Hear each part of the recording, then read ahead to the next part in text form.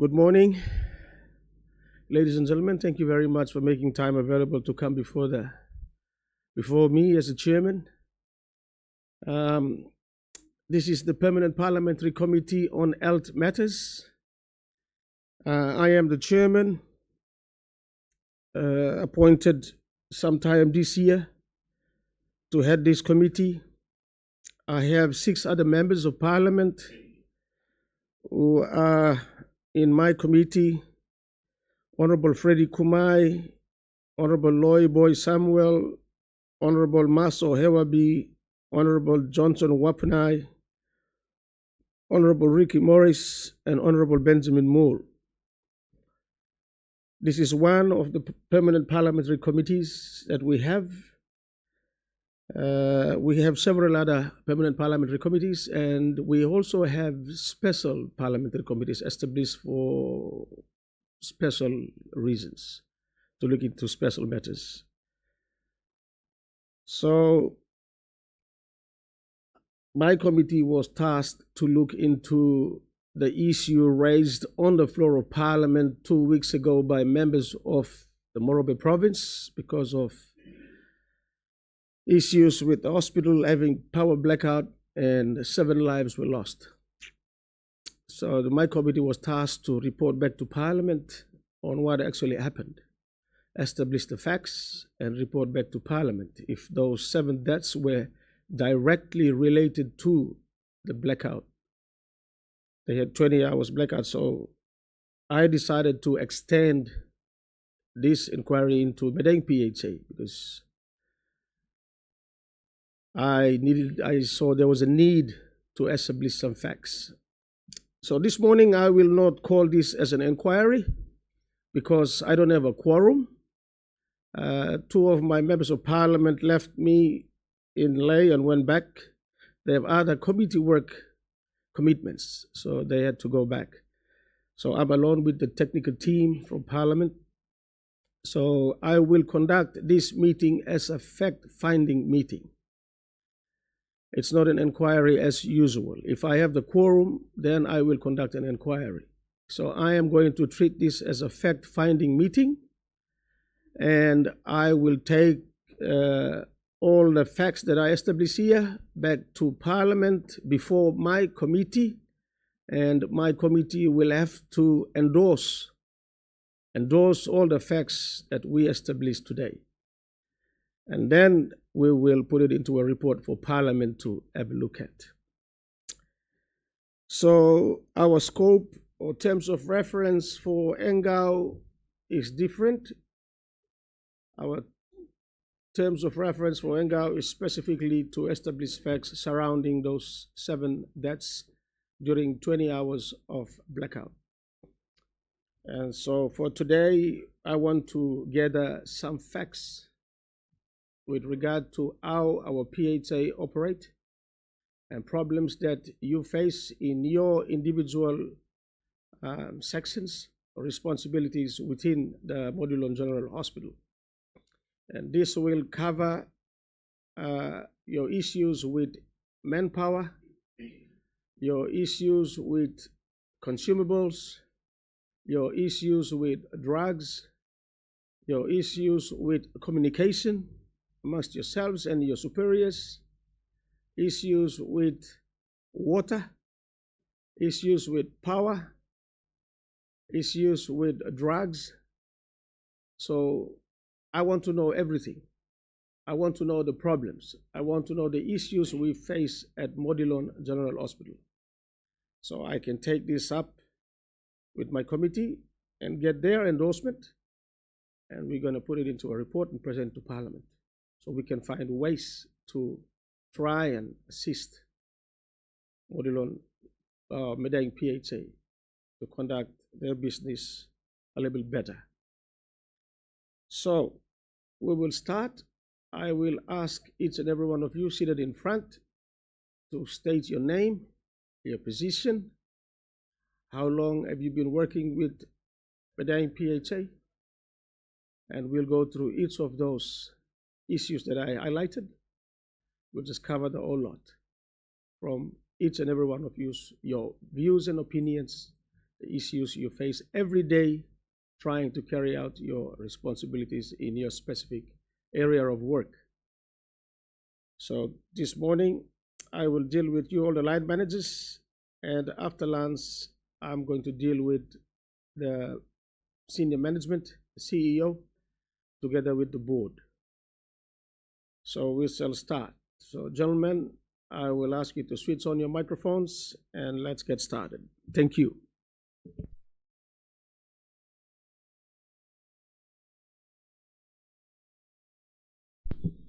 Closer to you so you speak into the mic and it can be recorded.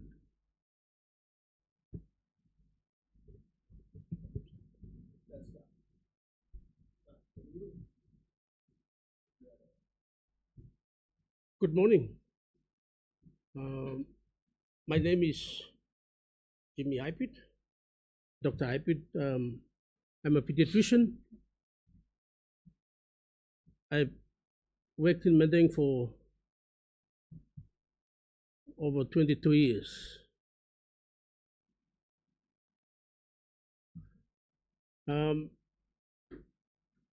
I'd like to commend you, Naguri, for extending this to Madang PHA.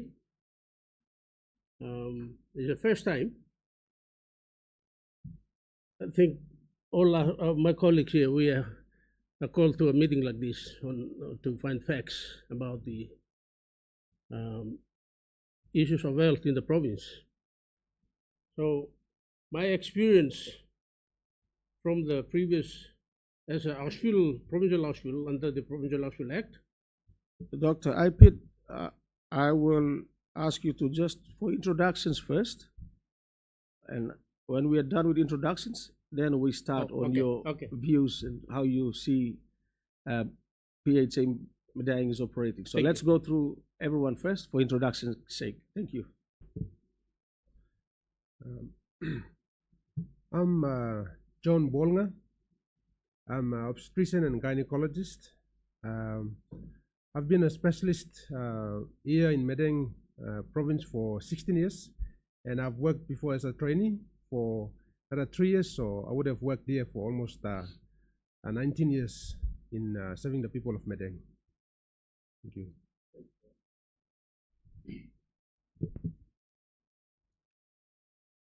Good morning, Robert Naguru. My name is Dr. Kune Gabriel. Kune, K-U-N-E, Gabriel.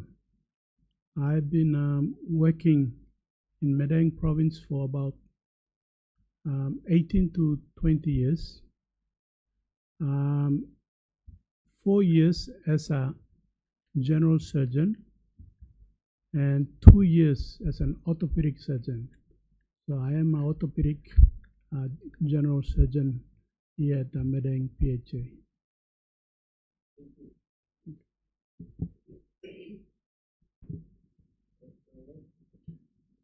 I am Dr. Sohana Totori.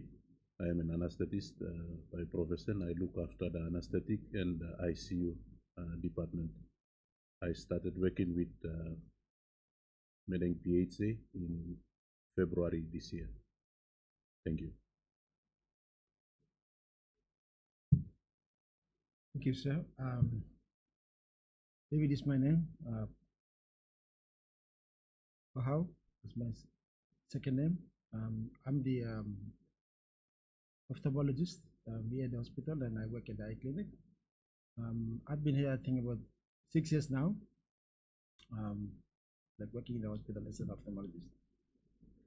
Thank you very much. Okay, so let's go through Dr. Hypit. Let's start from you. Your general views on, because you've been here for 22 years, just give your overall view on how you worked with modular hospitals before the days of PHA, and then when PHA came in, were there any improvements? What is wrong? Just generally everything. You cover human resource, you cover finances, you cover drugs, consumables, all walks of it. Thank you. Thank you for the opportunity. I will interrupt you from time to time to ask questions. my 22 years in PHA, Madang Provincial Hospital, and PHA for the last 6 years since the inception of PHA. So most of my time has been as a doctor under the Madang Provincial Hospital. So a lot of differences that I have noticed while comparing with the old system under the Provincial Hospital Act and PHA. As a clinician focusing on clinical services of patient care, with the hospital, Provincial Hospital, some of the issues and challenges that we are going through now, we were able to control them. We didn't have to go through these major issues that we are going in terms of patient care in the hospital. I think all related to funding. From now, I feel that provincial hospitals were funded better than through the PHA system. So the hospital services at the moment, clinical services, we all advocate for standards of care, quality of care to be at the level where patients can receive the maximum and quality patient care.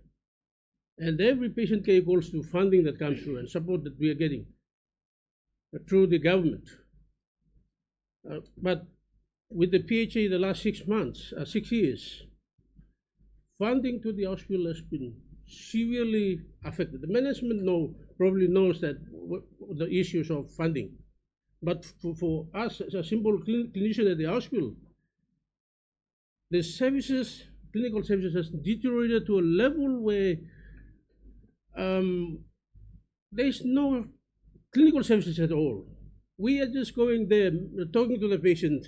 Our presence in the hospital is more important, becoming more important nowadays. Then we are able to get access those consumables and drugs and laboratories and support services that we were able to access when Madang was under the Madang Provincial Hospitals Act, when we were working as a hospital.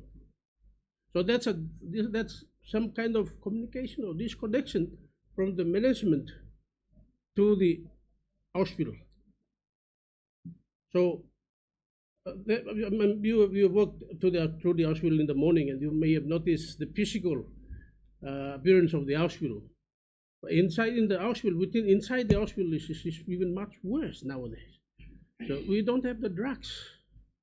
We had those problem challenges before, but not at the level that we are having. It was manageable. It was manageable. It was manageable. When we say there was no full blood count, for instance, at the laboratory, where because of reagent issues, we put that report quickly to the management, hospital management. It's resolved within few days. Now we can wait for months, weeks to months. Doctor, previously under provincial hospital arrangements, you had your operational funds parked with the hospital or straight from Waigani? It comes through the same arrangement. Budget is coming through that same arrangement, but funding comes to the hospital. So the management can be able to use that funding for the things that we need in the hospital, clinical services. Now I believe that funding maybe is the same amount of money that is coming, or maybe a little lower than that. But the needs as a PHA is more, not just as a hospital. Little money that is coming through is spread along many areas, maybe to the rural hospital or district health centers and others as well. Maybe that could be the reason why hospital is not getting the full financial support that we received before. Okay, Doctor, I understand most of the doctors live in rented accommodation, right? You live in rented accommodation. Yes. Yes. Now, and hospital pays for your rentals. This is the same arrangement as it is, It is. under PHA. It is. It is the same arrangement. Same thing with hire cars. Same thing. You had hire cars. No, the doctors are not given hire cars. No, but for hospital usage, for any usage for the hospital for that matter, they had arrangements with hire car companies. Yes. From time to time. And same thing now with PHA. Exactly. So at that time, what do they call it? The CEO of the hospital? Yes. CEO of the hospital, yes. Under the provincial hospital arrangements. Again, today we have PHA CEOs.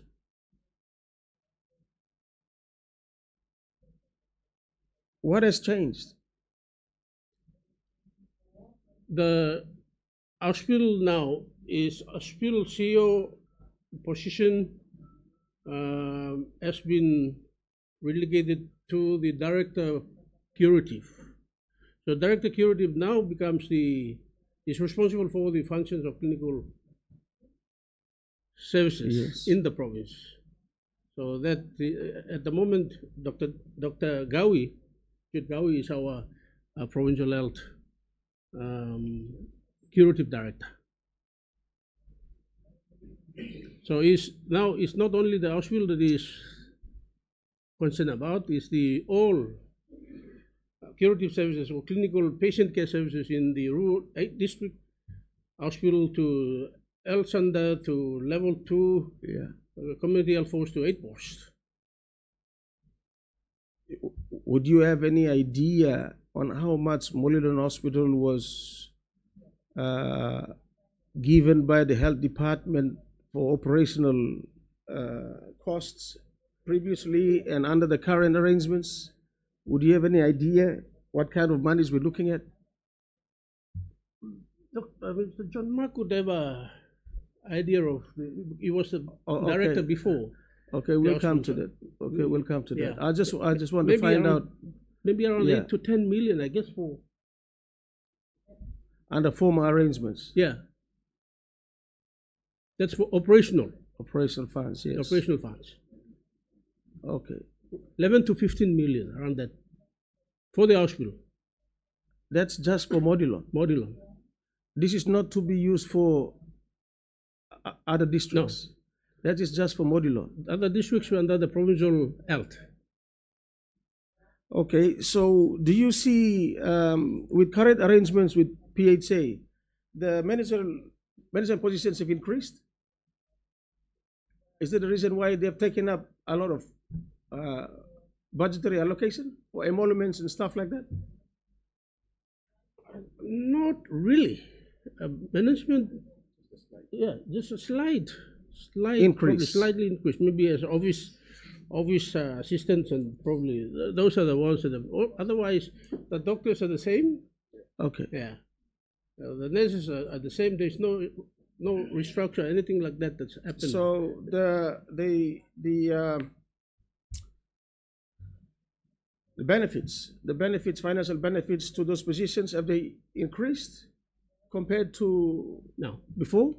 They're still the same? From the hospital now brought up to the PHA. The same. Okay. Maybe there may be some benefits there for the probably executive management, but for doctors and nurses, they remain the same. It's the same. All right. What about your manpower issues in the section that you are responsible for? You know that the population has really gone up. Madang population is almost 1 million. The numbers of patients that is coming to the hospital is doubled over the years, even tripled. Dramatically, yeah. So there's a pressing issue for manpower. We are the same number of manpower that from the hospital system all this time now absorbed into the PHA system, and we are struggling.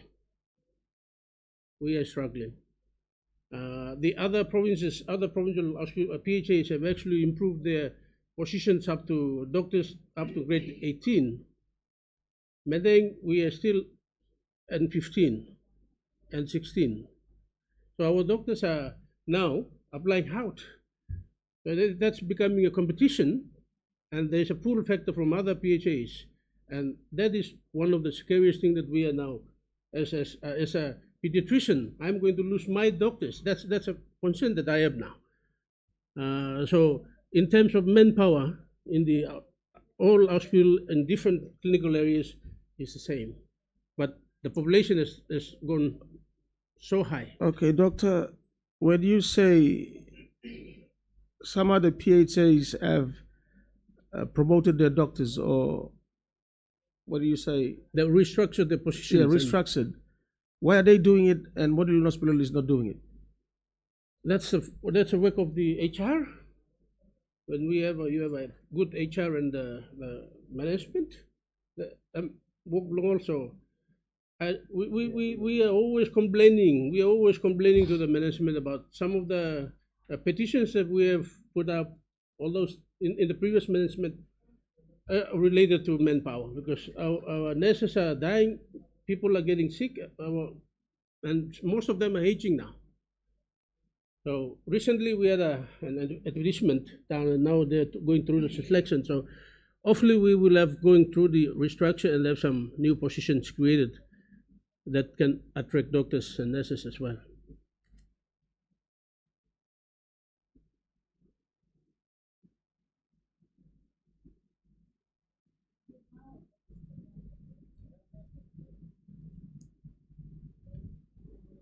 Now you're talking about restructure.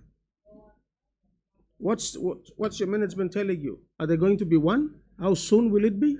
Is it happening? They're telling us that after the advertisement that was done, we have a number of many health workers that were unattested and acting on positions. So they're going to absorb them through this advertisement or positions that they have advertised recently. And then after that, while they're on the position, they will go through the restructure. So hopefully that may be next year, maybe following year. But as long as it delays, it goes on and on, we are going to lose doctors and good staff that we have in the hospital. So other hospitals are doing their restructure and they're advertising positions. There are many of them. And our doctors are applying. Some of ours applied and they are going. Even this morning on my way here, my other pediatrician told me that, doctor, I might go because I'm accepted. So it's a very big concern for us now, because we are going to lose and our people are going to die.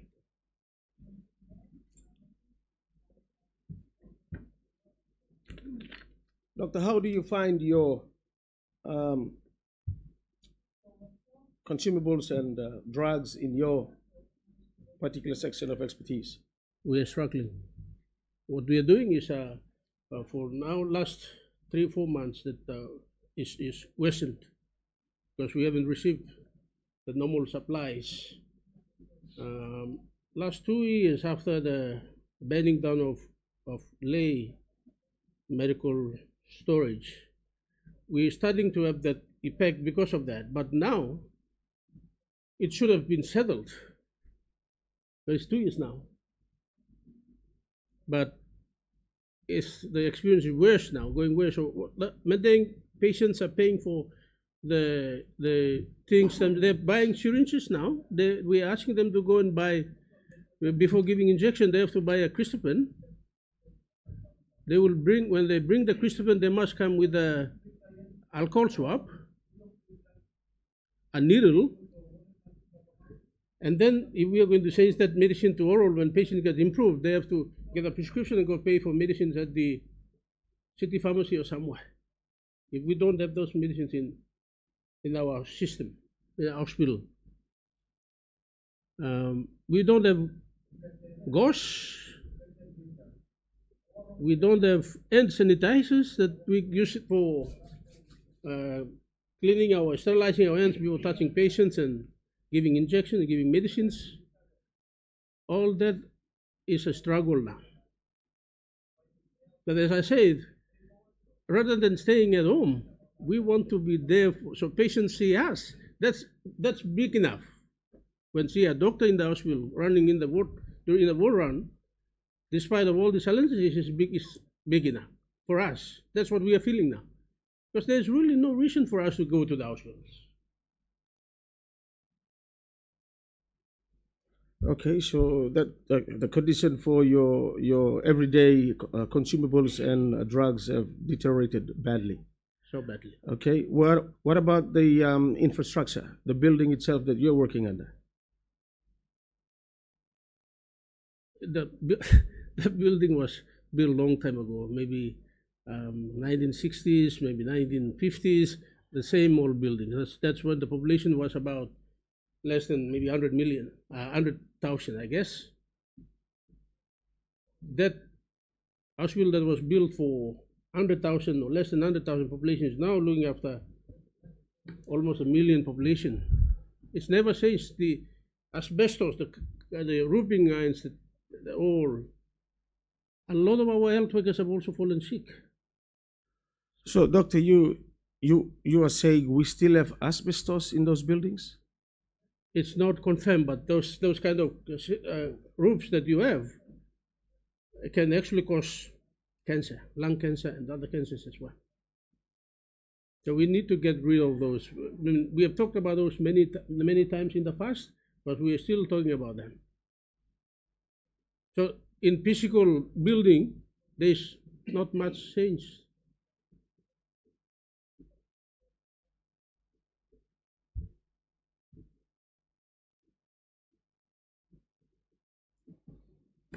Would you know if there are any plans in place for any renovations or tearing down and new construction of the hospital, those really old buildings? What's the management telling you? Do they have any plans? I think they have a plan. Management has a plan. It's just like the other management as well. They all had a plan, but the implementation of those plans have never happened. They can tell us that we have plans for rehabilitation or renovation. I think now at the moment there is a plan for the new hospital redevelopment plan that's there. Recently we have received, during Dr. Lino Tom's, Honorable Tom's tenure as the health minister, has given us 15 million for the rehabilitation of the hospital. That's about 2 or 3 years ago, and from now we have never spent a single toy of that. We started renovating building the emergency department. So you came through the emergency department this morning at the back. Yeah. That's not the emergency department. I know. Yeah. Emergency department has been constructed, and it's not completed. It remains. They are changing. So it's the management that they know when we have money for that. We have money for that. Money has been given. For that money, I think there was a different funding that came, but that funding was misused by the previous management. So it ended up in completion of the buildings, 2 buildings. One is the. How much money are we talking about? I think there was given some 5 million PIP project funds or something that came through for those two for the redevelop or restructure rehabilitation of the buildings, of the wards. And you said 15? No, 5 million or something. Yeah, PIP funds. PIP. Where is that money? Part of that money was used for the. They started building the outpatient and emergency department. The incomplete building that's there, still there. So that's from the 5 million kina. That's from PIP. that PIP funds that came through. That's when Mr. Wabma was the CEO at that time. Okay, all right. So rehabilitation started and then stopped again. It stopped because of, I think, funding money that were given were finished. So they didn't complete. And then we were promised that we were given that 15 million. That 15 million is still there. So there's a next lot of monies. That's the next lot of money that came through for the hospital rehabilitation. When was that money given? That's Last year? not like Dr. Lino was the 23? health minister at that time. Yeah. Yeah. So Okay. That's also for Modulon Hospital that's also for Madang. rehabilitation. Yes. That is not for operational funds. That's not or operational. That's for for projects. emoluments and all that. This is just for rehabilitation of the hospital itself.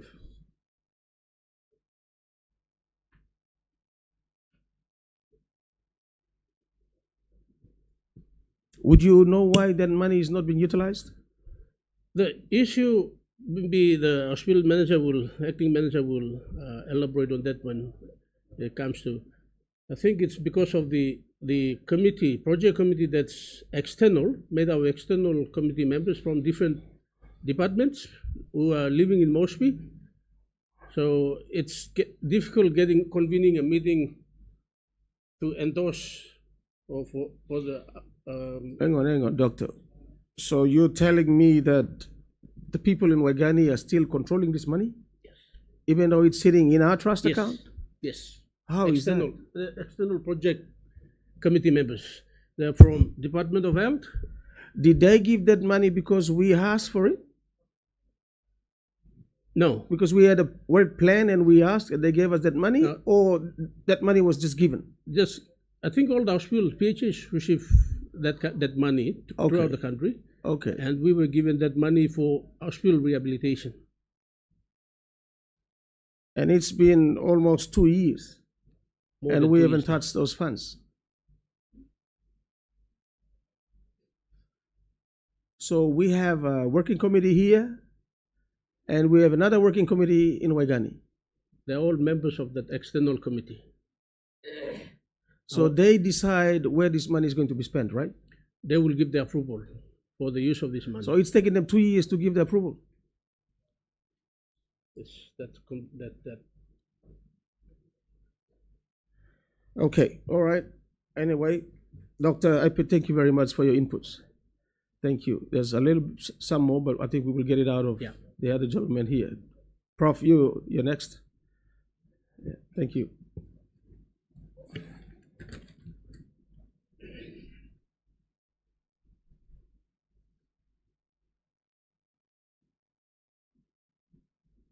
Yeah, you can start. Just give your views and stuff on how you see PHA operating, everything else.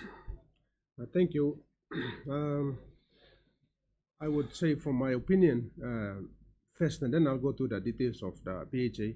I think the initial notion or the idea of why PHA came into being was to reach the rural majority of our people. And having been in the whole system in the provincial hospital, and then now coming back to the PHA the last 6 years, we should have a fair idea on how we have reached the rural majority of our people in Madang. There are some changes from the PHA that I've seen, which I think with the outreach and some access to some of the community health posts and discussing the cases and making referrals. For obstetrics and gynecology, our referral rate from the past Modulon Hospital would have been around 3%, but that's increased now to about 6% of the referrals. And so there is some success in our referral rate and reaching most of the women or CHWs in the rural areas would contact us directly, and they have access to specialists as well. So those are some of the success that which I think from the PHA there is more emphasis on that, and also for us specialists and doctors in the hospital to try to make visits to the rural areas and all that. That's probably some of the success which I can think of at the moment. I think I would agree with my colleague pediatrician that some of the issues that he has raised are very true. I concur with the deficiencies that we are facing. Whether or not the funding has changed from the hospital to the PHA, the amount, all that, I'm not privy to this information of the funding, the exact amount. But the kind of services that we have provided for Modilon as a hospital, it's distinctly reduced significantly. And in the PHA, we are not performing to the minimum standards that which we are required to perform, and that goes for all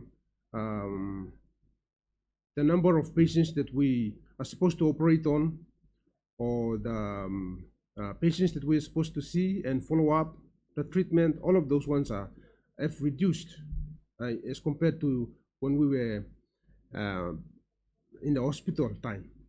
And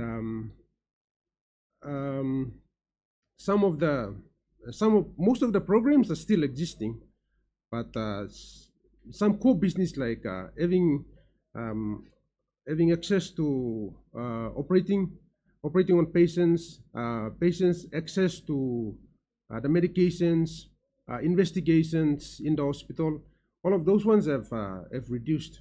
And so it's the same sort of with the consumables. There are some, like obstetrics and gynecology or dealing with women's health, there are some drugs that we cannot go without. And I would say that if I ask for, as a specialist, if I ask for a medication, for example, magnesium sulfate or misoprostol, women that deliver the babies, when they're bleeding, I'm supposed to have this drug to arrest the bleeding. I'm supposed to have it no matter what. That's the last resort. And as in the past, if I ask for this medication, it must, as a specialist, if I ask for it, they must get it for me, because I'm the expert in the field, and if I ask for it, it must be available. Is it stored in your pharmacy in the hospital, or you have to outsource it? It's in the drug catalog. It's in the hospital catalog. It's supposed to be there. Most times we have it, but there are times that we don't have it, and I have to ask. And the time that it takes to come to me is longer than I would, and when we were in the hospital. That would be the reality. So sometimes we would also go out on our own to actually source it ourselves. So, doctor, if you did one of those medications and you don't have it in your pharmacy within the hospital, what do you do? Do you raise some paperwork, or do you just verbally inform your bosses, or how does it work? Okay, so we have to raise that with hospital managers, and also we have to notify the pharmacist that we have to have this drug, and then they have to raise the requisition, get quotations and all that, and then that has to go up to the procurement process of the government or of the PHA, and get that through. The procurement of drugs comes through the national as a national function, but when we don't have it, we have to have an emergency bailout process in place. Okay, so you need one of those drugs to attend to a mother, and you don't have it, and then you raise this with your pharmacist, and he does the paperwork, and this paperwork is delivered to who? It's delivered up the hierarchy of the PHA. It goes up to your procurement people in your top management. Yes. And then what happens? And someone will have to give an approval? Yes, someone will have to give an approval for that. Your approval is not enough? My approval is not enough. I know the significance of the medication and life-saving effect of that medicine, but when it follows through the hierarchy, the people have to make decision with the purchase, whether to buy it or not. Well, along the process, there are people that make decisions that do not know the. So is this the same? Is this the same with all your other line managers? If you request an urgent, a need for an urgent special drug, it has to go through the same process. Doc? With the previous, under the previous Hospital Act, the communication is very effective. It takes very short time. because even we would approach the CEO, and we need it drug urgently. It's not in Madang province, so we need to source it out in Moscow somewhere. Yeah. So that would work, and it takes a couple of days or so. With this now, we have got the management. That's the paperwork is going through the hierarchy up there. Dr. Bolga would raise it, the importance of this medicine, write a letter, and then it from the pharmacist, she approves it, and then transfers. It goes up, passes up to the director curative, Dr. Gawi, Yeah. and then he approves it, and then they must be waiting for money, if there is money in the system or not. If there is no money, then they are going to make arrangement for other monies in some other baskets. So that will take a bit of some time. So that all the process takes a long time. It delays that process up there. While that mother is there bleeding. This is their bleeding. So if the ARO or the person who raises the paperwork is not there, then it will wait for another 2 or 3 days. Wait for that person to come and do the paperwork. So the bureaucracy of the entire process of procurement for emergency is basically an issue. If we have access to some emergency funds immediately, we would be better off. In the previous arrangement, there is a trust account with the hospital where we keep all the hospital revenues that come in. Yes. That is important because we use that money for these kind of things. At the moment, that account is non-existent. Everything goes into the trust account. Trust operation account, main operation account, PHA account. So in now some of our meetings, we have been talking strongly to have that trust account, money revenue collected from the PHA in the hospital to be kept within the hospital for this kind of emergencies, which is not happening. Previously, if you need a specialist medical drug, you raise it with the CEO, and what they raise a purchase order on the spot. Yeah. And you order now. Yes, we order. If it's available in the pharmacy in town. In town, we get it. Yeah. On the spot. On the spot, or maybe we'll take if it's really an emergency, we get it on the spot. If we need a day or two, we will advise. But otherwise, if we need it immediately, we will get it. But it's not the case now. It's not the case now. All right.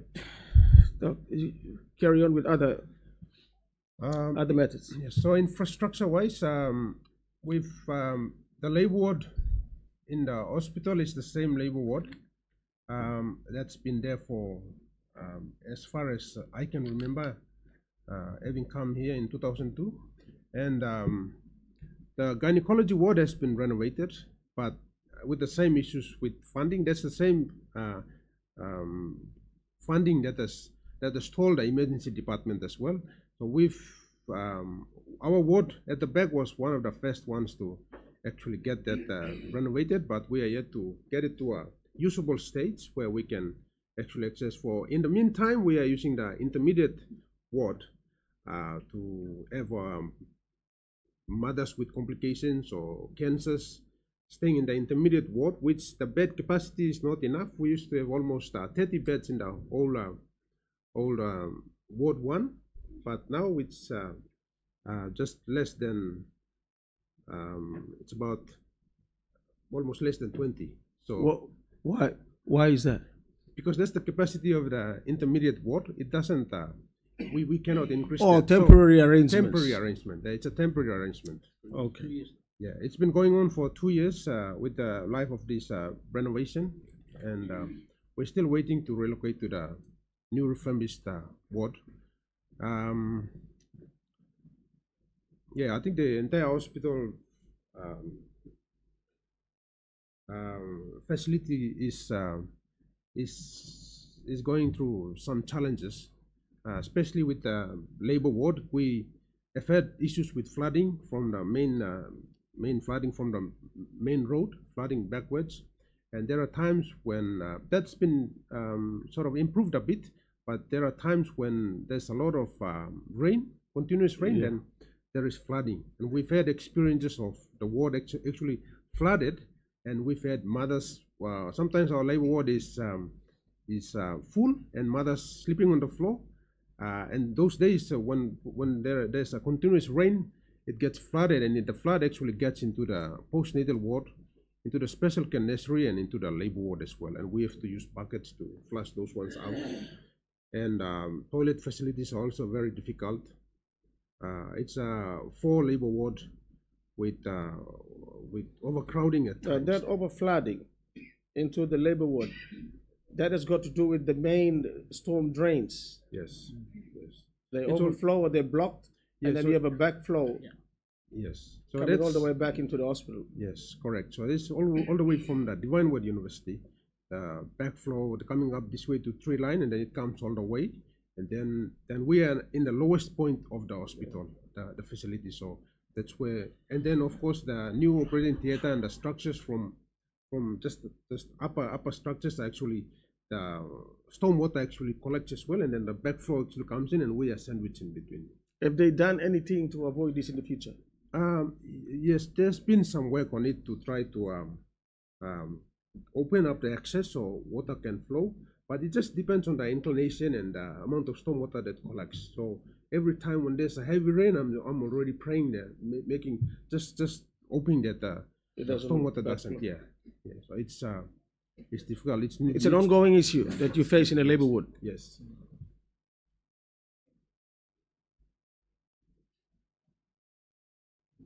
Anything else you would like to bring to the attention of the committee? I think with the human resource, I'd like to just say a few words as well on the human resource front. I also agree with some of the comments my colleague pediatrician made, but with the hospital, we as a hospital is also a training institution, and a lot of these specialists are also training young doctors, and also nursing students and midwifery students and HUs from the Divine Word University. So we are actually bombarded with work jobs that we are not actually getting direct benefit. We are hospital workers, but because it's a teaching institution, we are fully engaged in doing voluntary work for this institution within the confines of the hospital as well. So, but this is something that we have to contribute to the workforce training and workforce output of this country as well. So we go out of our way to do these things. Training. And there are MOAs and MOUs that must be captured and done in time, so that we can all work in collaborations with the institutions that we have. And therefore, if we are actually doing that, then that drains and also affects the. It takes up your time. It takes our time, and also already affects the depleted human resource that we already have, whilst trying to save the people as well. So that's where the issue is, and also trying to recruit new doctors. There is now like 2 issues now. There is also the pushing factor, like pushing doctors out, as my colleague said, as well as we're trying to pull, but we don't have the pulling factors as well. So that's why it's really difficult. And human resource managers, or the people that look after the human resource sector, it's been difficult trying to recruit. Hospital is a dynamic, like having doctors. It's a dynamic process where doctors come and train under our specialists, and then they go through some period of time, and then they have to move on to mostly to do the specialist training and move on. So when they come, in the past, when we were in the hospital setting, I would get a lot of registrars. They will come and move on, and then I'll get a new lot of registrars. Some of them, I've trained them, they've become specialists already and serving across this country. But now, as we are trying to train them, currently, that's all the specialists are facing the similar situation now. We got these doctors, very difficult to get them in at the first place. And then getting them on pay is another thing, like they have to wait The longest I remember is probably 18 months. One doctor has to wait for 18 months to actually get on the payroll of the government. So that already sends a bad image to other doctors that we are trying to recruit. And then getting them here and then trying to retain them, but they have to move on. So if they move Prof, let me interrupt there. Is this the same as any other PHA? The longest a doctor can wait before they are put on the government payroll is 1 year, 6 months. Yes. What about your other colleagues around other PHAs? Are they facing the same issue? I'm hearing they're facing the same sort of issues. Maybe not 1 year, 6 months. We're not doing that good, but they're also facing the same situation. Okay. So maybe there's a lot of bottleneck, and I think the bureaucracy of getting this rolling has been a great challenge, and DPM also has its on the human resource recruitment. So that's what makes it very, very difficult. And I think we've had this in my unit recently with my 2 doctors going for training, and then I've been trying to get one that the position is vacant but unable to get a doctor on site for almost 10 months. And when the 2 doctors went for training, I was working one man to man the place for 2 weeks until they finished and they came back. So that's the sort of scenario where there's burnout, teaching responsibilities for the surrounding institutions, and then also trying to serve our people at the same time. Okay. All right, Prof. If there's any other burning issues you would like to raise, you can do that later on if you think of any. Yeah. Let's move on to the next gentleman, Doctor.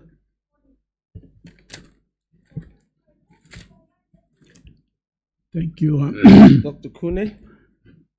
Yes, thank you. I think my 2 colleagues have mentioned most of the things that I wanted to say.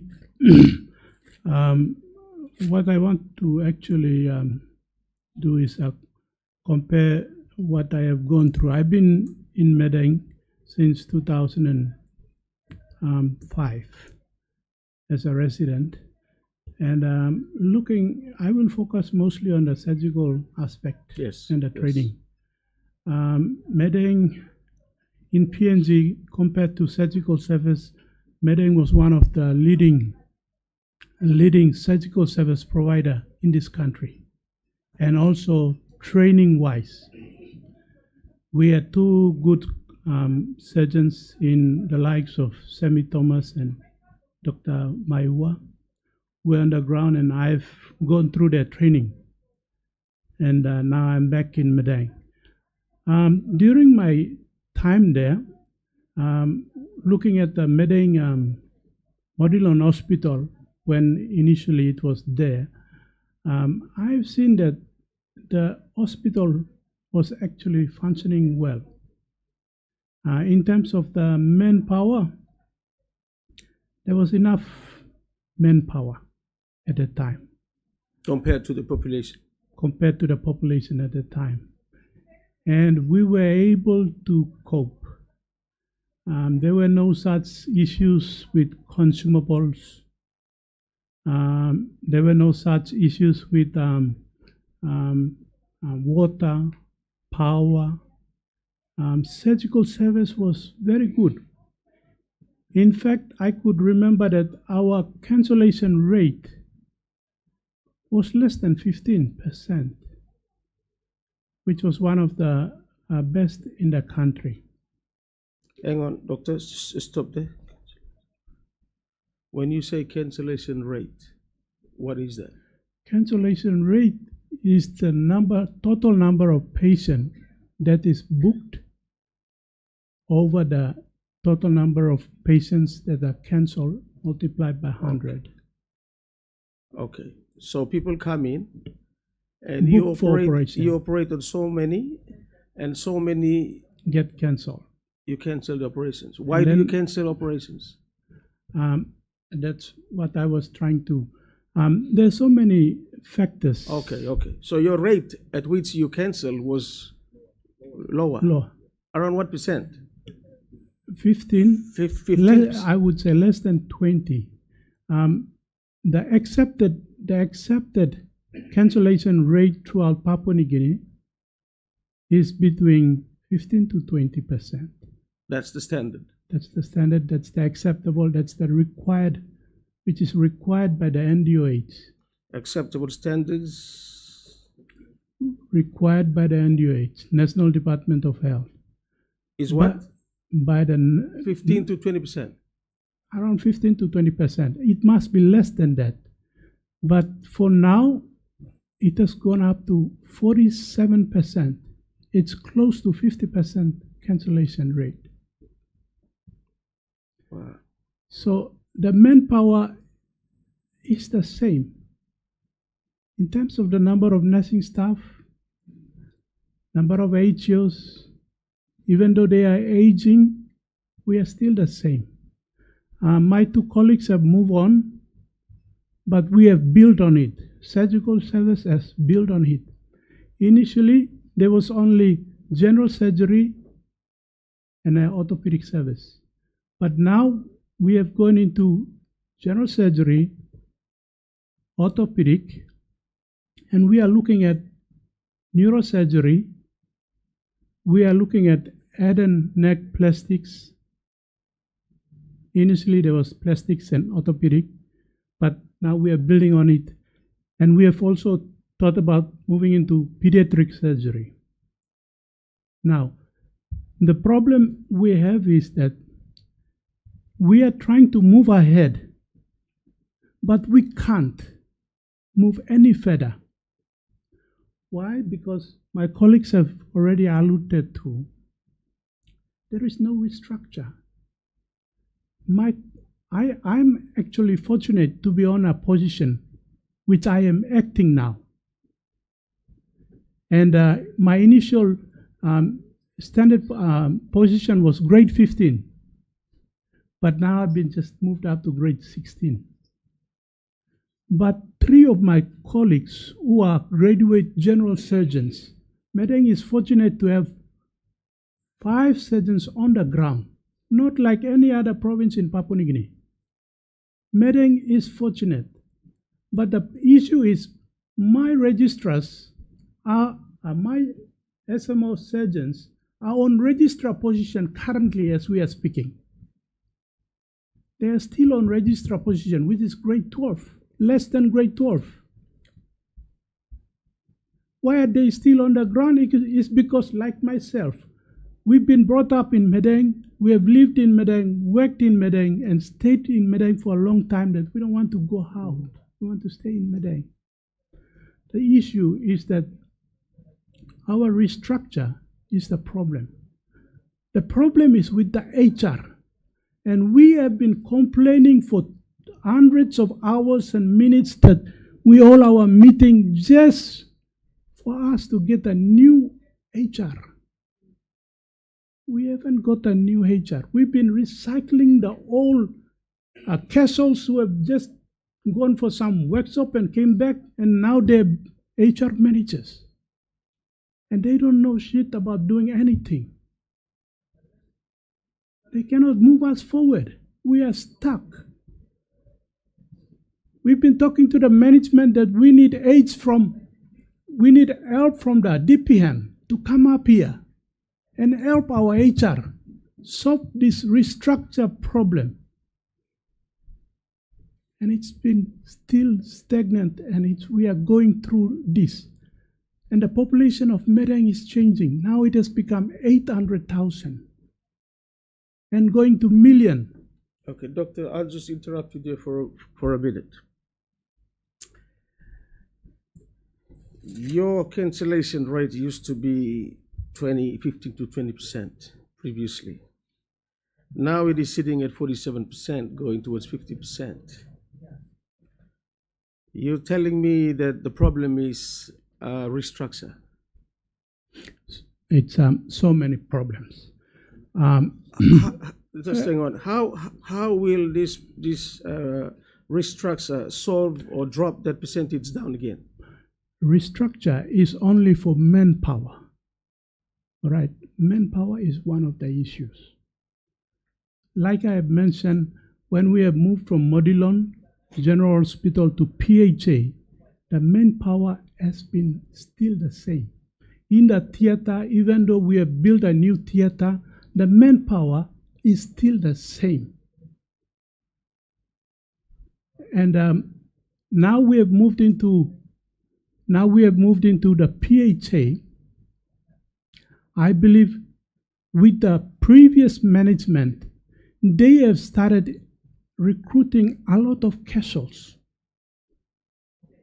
Now, I am not happy with the casuals because casuals, I don't know what system, why some of them made the criteria to be given the job as a casuals. Now, casuals should only be for essential workers in the hospital. There are so many casuals that some of them are unnecessary. And the hospital is spending 300,000 kina every fortnight to pay for these casuals. That is a lot of money. And those money should be used for the consumables. Those money should be used for essential drugs like anesthetic drugs. But we are sending that money every fortnight. And then the essential staff are suffering because there is no money for rentals for the doctors. No money to buy the fuel for the generators. No money to buy the food. I'll interrupt you again, Doctor. Casuals. Who are these casuals? Who are they? Are they people from the street? Casuals? People from graduates from colleges? Casuals are graduates. Graduates. There are some who are hanging around and wants to get into the job. They can be nursing officer, they can be clerks, they can be security, they can be plumber, they can be anybody. And casuals are not only in curative service, they are in public health, in the rural areas. Some of these rural areas, I can tell you that they only see 5 to 6 patients in a day. By lunchtime, they are out there swimming, doing fishing, hunting, gardening, and still on casual pay. This casual thing should be in the hospital for essential staff. That money shouldn't be wasted. Who does the recruiting of casuals? It was initially done, as I understand, the management will correct me, 2019, by the previous management, they started recruiting casuals. And the recent management under Semi Thomas have maintained it. And now we are maintaining it with the same funding. While the funding is getting small, we are still maintaining it. All right, okay, I'll interrupt you again. Now, each one of you look after a certain section in the hospital. If you need a casual, you will request it. Now, who requests for these casuals? If you guys are not asking for casuals, then who is doing this recruiting and for what? That's a good question. No, we do need health work. We have positions, some positions that are not occupied. So, or someone dies, or someone moves out, then we need health workers to come on those areas, because there is definitely need for a health worker to step in. Yeah. So before we get someone, and casuals are not supposed to be on the casuals for more than 6 months or 3 months. I think 3 months. But because of this bottleneck that we have with the management, with the DPM, yes, they cannot allow, or they can, when we put up for them to be properly employed, we have put a stop to that employment, and we cannot get any more. We have to keep those for many, many months. And then the operational fund is used to pay the casuals fortnightly. So we have about more than 200 or 300, or maybe 150 or 200 casuals. Not just in Modilon Hospital, in PHA. the rural Yes, health centers and aid posts as well. exactly, PHA. everywhere. So that has been, it's the bottleneck up in the government department, I think DPM, that's causing us a lot of money on casuals, and then some of the money that's supposed to be spent on patient care and other essential things are used up because of that and neglect. That's part of the reason. Okay, doctor. And so for our case now, who does the recruiting of casuals? I think it must be the HR. I'm not in a position to answer that. Probably the HR. We make recommendations. We make. Okay, for your section. For each of the different areas. When we need manpower, we'll write to our sectional heads or directors. We need someone to cover for outpatient or someone to cover for this. We identify people and then they would put them on the casuals. But that should be 3 months. If they're on for a long period of time, then a lot of money is spent on casuals and then PHA doesn't have money for other operational needs. Okay, thank you. Doctor, continue. I needed a casual in surgical department because we thought that data was very important. Data for running the hospital, data is statistics, because data will be used for management. So I asked for a casual, but they couldn't give me a casual. So what I am doing now is that the surgical unit is paying for the casual somebody to record our data, because statistics is very important. If you go to other hospitals in other countries, you have a statistical department of its own that is responsible for that, and data is very important. And casuals are very hard to come by, and why I'm saying that is because casuals are actually needed in the hospital. Most of the patients in the rural area, the nurses or HOs just see them, quickly write the notes, ask for an ambulance, and they send it here. And we are the ones, the manpower that is small manpower, we are trying to cater for that service here in the hospital. So I believe that casuals should be more concentrated where it is needed, which is around the hospital area. And we are wasting unnecessary money maintaining casuals outside. That is my concern. Yeah. And so looking at the services, as we have moved to PHA, the buildings are still the same. The number of staff are still the same. And the patients have increased. And from my view itself, I can tell you that we have a funding issue that is going on. Everything, the population has increased, cost of goods and services have increased, and we need to maintain the services in the hospital. So the challenge for PHA is maintaining the existing services. We haven't changed anything, but the existing services, it's difficult to maintain because power, we are all staying and living in Madang, so we know the issue with power. When power goes off, water is a problem.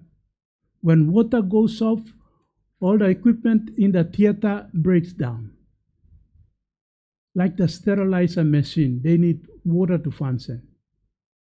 So, and then the consumables that comes in. So all of these things are actually affecting surgical services. And for surgical services, it's not like a patient having malaria or having diarrhea or something. A surgical service, when they come with a stab wound, knife wound, you have to do something. If they have a ruptured appendix, you cannot send them to lay. It's a, that distance is too far. According to our statistics, most of the patients that are admitted are from bush knife wound and fighting. And we are here in the PHA no drugs. My colleague will mention on the essentials of anesthetic drugs. These are very important drugs. As Dr. Bolna has alluded to, there is a patient bleeding. Now, if we have 40 or 30 vials of a certain drugs like ketamine, now we cannot just go and say, let's use them. If we continue to use them, these 30 or 100 vials will finish within 3 weeks or 4 weeks. And then the next person that will come will die, definitely will die. And we can't do anything. We will just watch and see how it goes. Because when we bring the patient in and we try to do something, it will die on us. And the blame comes back to the surgeon, not to the PHA, not to the National Department. Before it was, yes, National Department of Health, as I have heard. But now, doctor is solely responsible. And we cannot risk ourselves trying to work on these patients. Now, if there is if that's the current scenario, I think the last meeting that we had was about 2 weeks ago, and he mentioned to me that we had 100 vials of a very important drugs for sleeping patients. Now, by now we have 30. It's good we have been forcing our management to scale down the hospital services. Now, when we scale down the hospital services, we look at the bleeding one, like Dr. Bolna has mentioned. We look at the stab wound. We look at the patient with ruptured appendix. We have to look at these patients. So, doctor, when you say scale down, means you have to only attend to the very critical ones. Very critical ones. Okay. Initially, it was critical one, but now we have gone to dying ones, or somebody who's going to lose a limb. Oh. And it's good that we have anesthetic on the ground. Initially, we had very difficulty in getting doctor into Madang. It's very difficult. The crime rate. When you are recruiting doctor, you have to give them good terms and conditions that will, encourage them to come here. Yes. And we are fortunate we have an anesthetic now on the ground to help us. So it's like emergency. We are looking at those who are going to die, and in terms of orthopedic, those who are going to lose a limb and or feet, those are the ones that we have to come in, use the essential drugs that we have, and we have to work on them to save their limb or save their life. If you talk about emergency, every patient that is admitted through the emergency department is emergency. Every one of them is emergency. But we cannot work on all of them because of our limited drugs. The next moment, he can get injured. I can be stabbed. One of our colleagues will be stabbed. So we have to think about those drugs that will have to save somebody, and also for the dying ones. So Doctor, how often do you get those drugs in? I think the last time we may have got some drug was 3 to 4 months ago. And now, so let's say these drugs are under your supervision, under your care. Now you're drawing down every operation. You're drawing down these drugs, this particular drug, okay? And you come to a critical level where you raise the alarm. You put in your orders so you don't run out. Okay. What happened to that kind of arrangement? The hospital has different divisions and different sections. I don't run everything. My job is to go in and operate. Now, if there is no particular drug, we normally do have a meeting where the pharmacist is involved, the anesthetic is involved, the surgeon is involved, where we sit down and we talk about the drug issue. But the person, for my case, I want to operate on the patient. When there is an emergency, I tell the anesthetics that it's an emergency, I have to operate.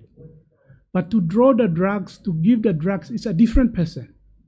To order the drug is a different person. So when I want to operate, I have to see him. And if he says there's no drug, nothing we can do, I have to, find ways. Either there are so many patients will complain, obviously. We have been suturing them in the ward. Just give injection, local to stop the pain, and then we suture them. But those that are really dying and need a big operation, they have to go into the theater. So if I was the only one that is drawing the drug, that is ordering the drug, then I will be in a better position. There's so many channels, and if somebody is not doing his job properly along the line, it could be a person outside of the hospital, could be a government individual, then everybody is affected down the line. And that's where we are coming in. We are just users of the product.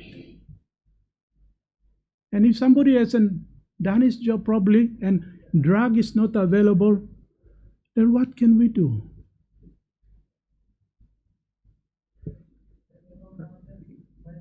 Can I Yes, Doc. intervene to because I also use the operating theater as well as a obstetrician and gynecologist, and I disturb his list all the time with emergency cesarean sections as well and all those ones. So with the cancellation rate, just to elaborate and add a few points on the cancellation rate, it's the same with us.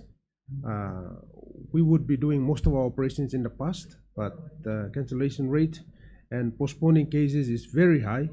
It's very high at the moment, and these are the reasons why cancellation rate is high. The drug consumables from the anesthetic side, and then we have to get the patient to the best so that patient goes under the anesthesia is the blood products. So if the patient is, most of our patients are anemic because we have a lot of malaria and all that. If the blood products are not available in the hospital, or if the reagents that are needed to do those blood tests are not available, then they don't get it. So that's another biggest contribution to, especially in the women's health. We find that a lot of our cases are cancelled because they're already low in blood. And then it goes to the access to operating theater as well. So we're not fully functional with the new operating theater that we have at the moment. We are not functional to the maximum capacity. And then that goes on and on and on until we are, from the cancellation rate of what is acceptable at 15 to 20% is now going almost reaching 50%. So in other words, in a layman's term, if you have an issue that you want to get operated on and you come to Madang Provincial Hospital, the chances of your case cancelled is almost like 50% due to all of those issues of consumables not available, products not available, access to the operating theater not available, staff and human resource not there to perform the function. So we are currently operating, the operating theater is operating at a 50% for emergencies, 50% for emergencies. I'm not talking about like if you had some issues, a lamp or something, and you just want to get it out. That's a no-no. We don't have time for that anymore now. If you have an emergency, your chance of being operated on with an emergency is also 50%. I just thought I'll say this. Thank you, Doc. Yeah.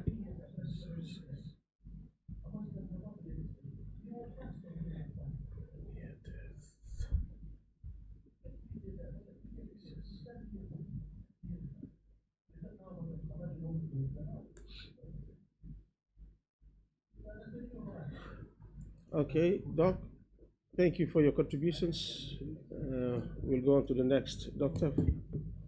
Thank you. Thank you, Honorable Member, for giving me this time to say something.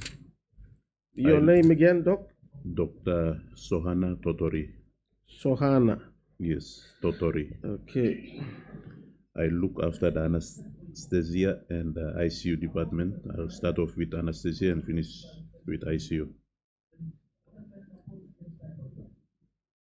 In anesthesia, we use different types of drugs to give anesthesia to the patient and then let the surgeons to operate on them. So we use like local anesthetic. We use Marcaine, that's to do give spinal anesthesia for the surgeons to do cesarean section or any operation below the umbilicus.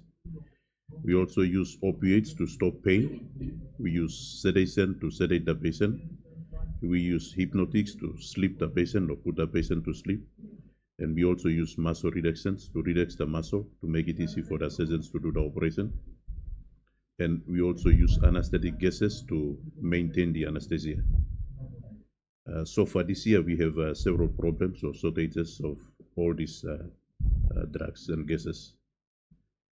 Initially, this year we had no marking for spinal anesthesia, and then we ran out of anesthetic gases, and then sedation, and then hypnotics agent. Currently, we have no sedation to give to the patient, like benzodiazepine or ketamine needle stock for almost a month now. And also, I think 2 months back, we had no soda lime. Soda lime is a substance that we use with anesthetic machine, so that when the patient breathes out the carbon dioxide, the soda lime will reabsorb the carbon dioxide, and then the same gas will go back to the patient. But we had nil stock of this one, and then we asked the pharmacist. She checked through the M system. M system is the system that connects all the pharmacists of all the PHs in the country. So through that M system, you can know whether that soda lime is available in other PHs or not. But she checked, and there's no soda lime throughout the whole country. So maybe that means that the health department has not procured this particular drug. So it would be good to review that national health procurement catalog, just to update all those drugs so that we don't have shortage of this one. So we go through our medical manager, and then he was able to purchase those soda lime. So now we have some, but very soon we run out of this soda lime again. As my other two colleagues have mentioned already, we are only doing the emergency operation, and now manpower issues. I have only one registrar who is doing on call 7 days a week, which is not right, and is also unhealthy for her. At the PHA level, we're supposed to have at least 3-4 registrars, but we have only one at the moment, and also only one anesthetic scientific officer at the moment. So these are some of the factors that contribute to the increase in the cancellation rate.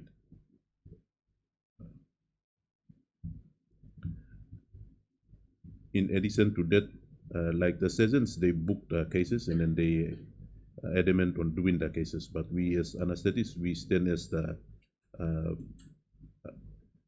last, what will I say?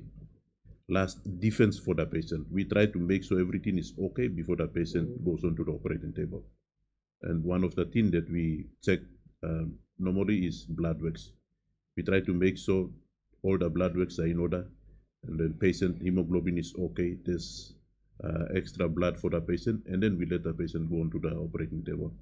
If we see some irregularities, then we tend to cancel the cases. But so far this year, I think we had problems with our lab.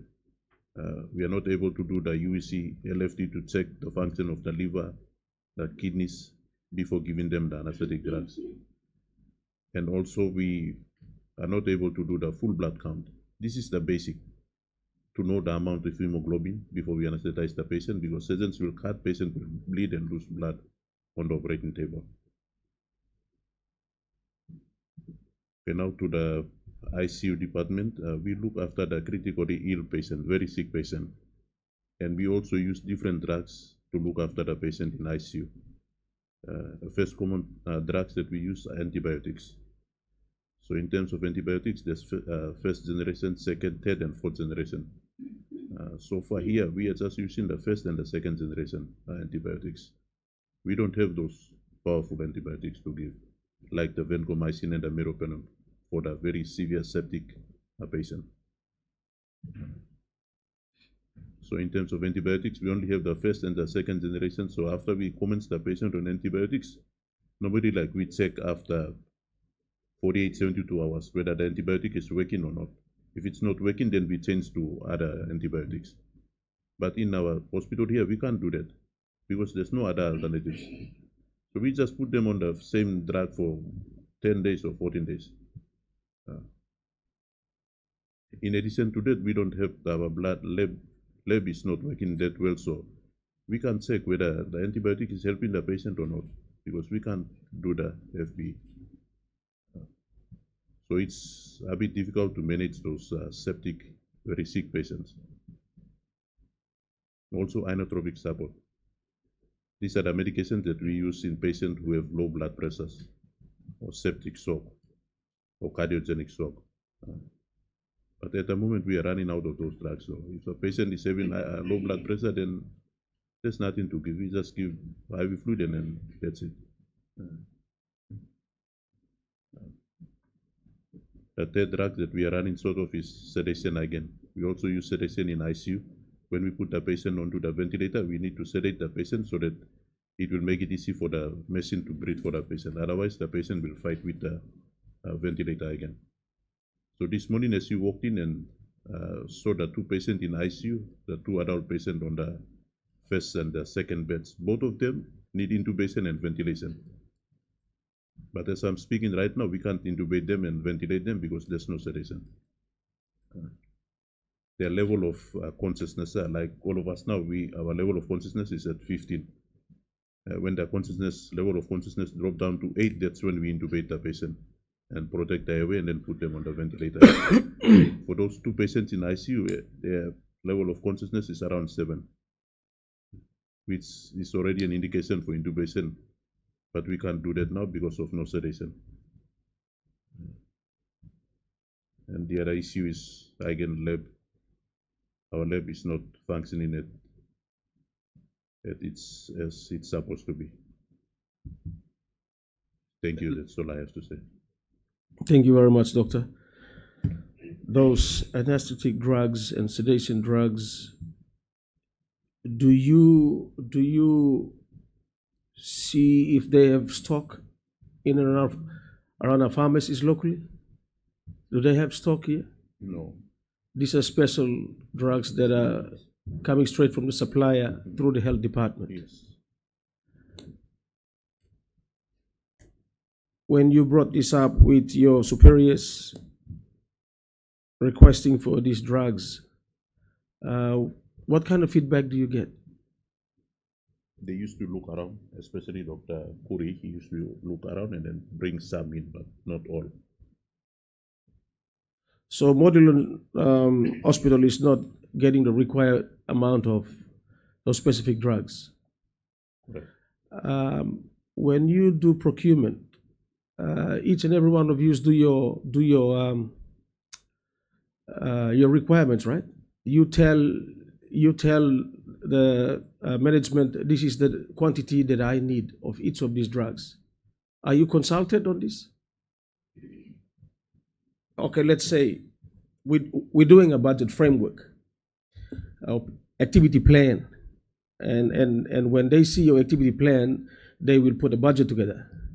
So within that activity plan, are you consulted by the management so you can put in your activity plan and required amount of drugs per month that you can go through? Are you consulted on that, Dr. Boll? There is a budget session. They consult us for some things, and I think we give the statistics. We don't necessarily go into the nitty-gritties of the drugs and the consumables, which are mostly, there's another big division that is looked after by the PHA pharmacist. So the requirement, we give the statistics of the required number of operations that we will be doing, and these are the many things that like they have the average or more of the stats and data that we provide. So the order is done by the pharmacist, and the budget team takes that on board. So we are consulted at some stage, but when it comes to emergency and special drugs, that's where we can be directly consulted for, or when we need, or upon need requirement, we put in the request. Is our pharmacist here? Yes.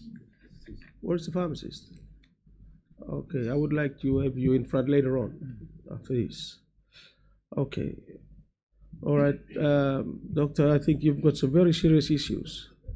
And your issues are related to the increase in cancellations because of, the issues that you face in drug shortages, serious drug shortages in your section.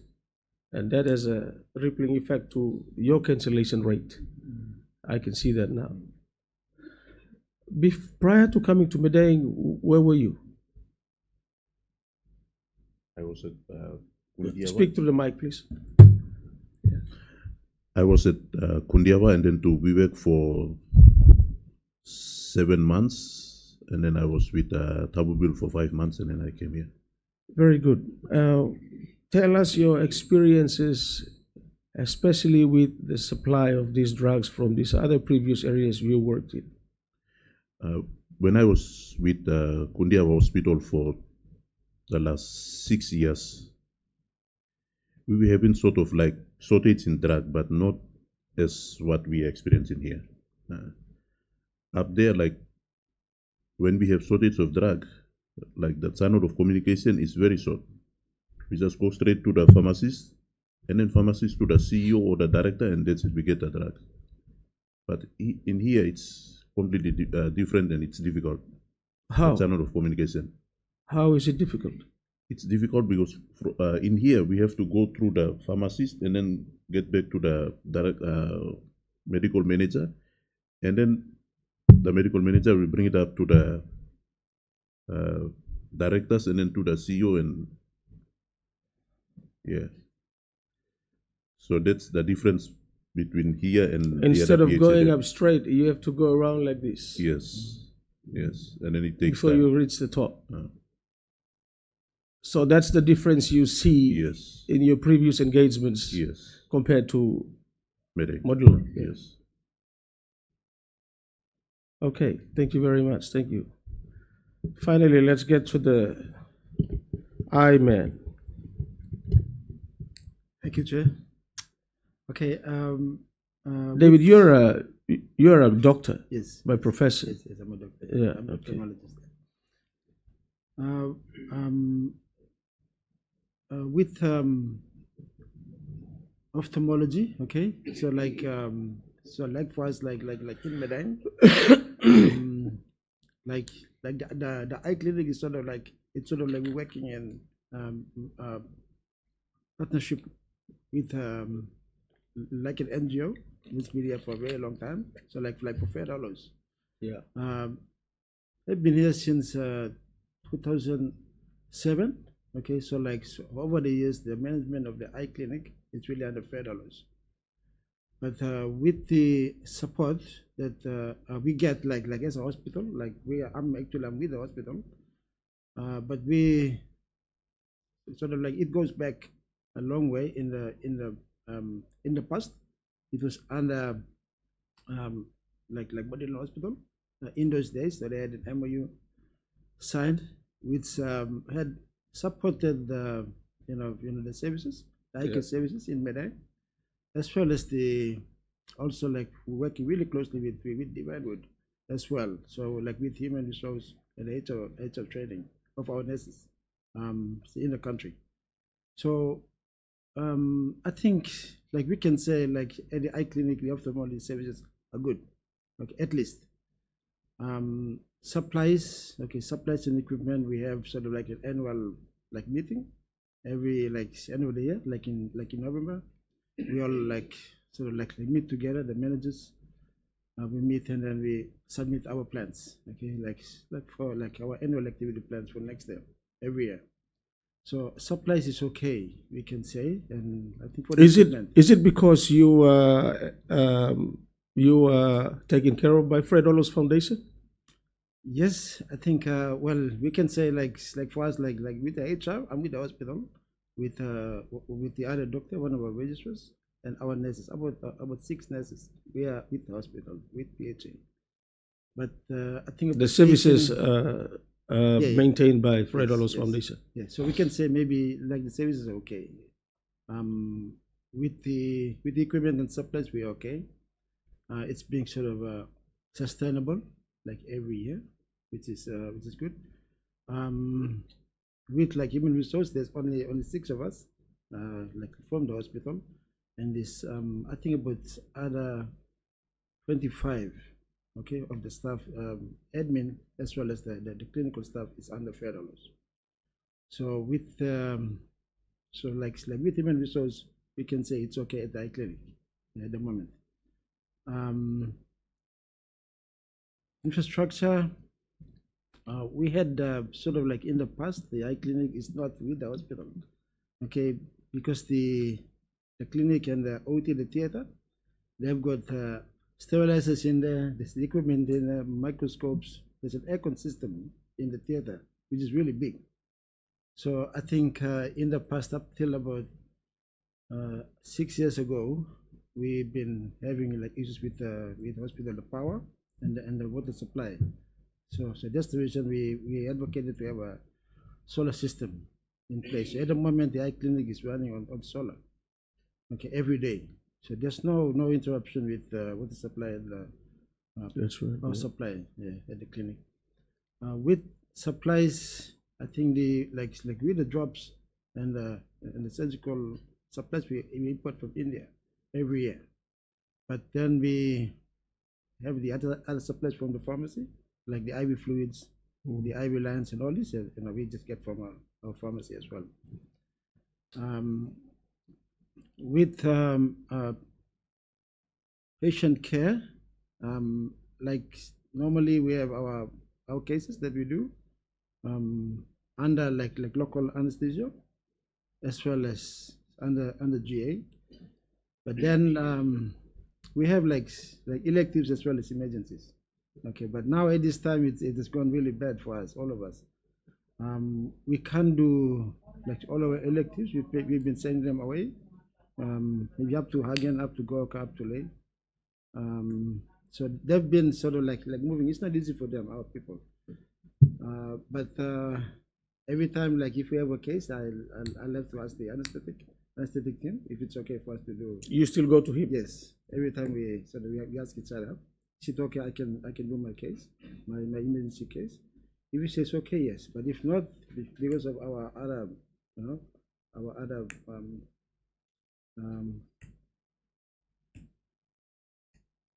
like the surgical team or the the option Guinea team, they might have real emergencies. So we say, okay, you wait, it's sort of like life and death. So we sort of like at the moment they're really focused on emergencies only. But for like most of our cases, it's done under local anesthesia. We just give a block. But the only thing that we're facing at the moment is the space, the ward space. So we have like all our patients, we can say most of our patients are old people.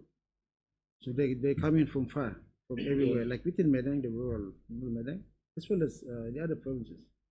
Because of the level of eye care in Madang is because of our NGOs, they're working with us. So it's a really high standard that we're working here. So we've been having like sort of like influx of like a lot of patients like flocking every day, every week. But then so like with the wards, the ward space as well. Okay, so that's something we've been advocating over the how many years. Every year we're having our AIPs and our plans, and we've been asking about the ward, but it's not coming.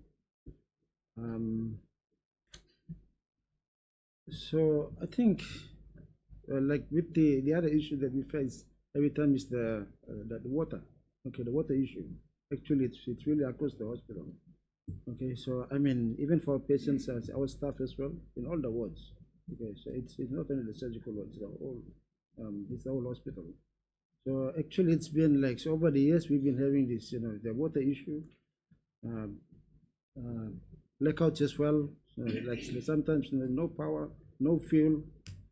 So actually, it's sort of like for us as a group, it's not something to lie about. Okay, this actually it's a really big problem at the hospital. So with our with our eye patients and the eye clinic, we have like our staff access the clinic after hours.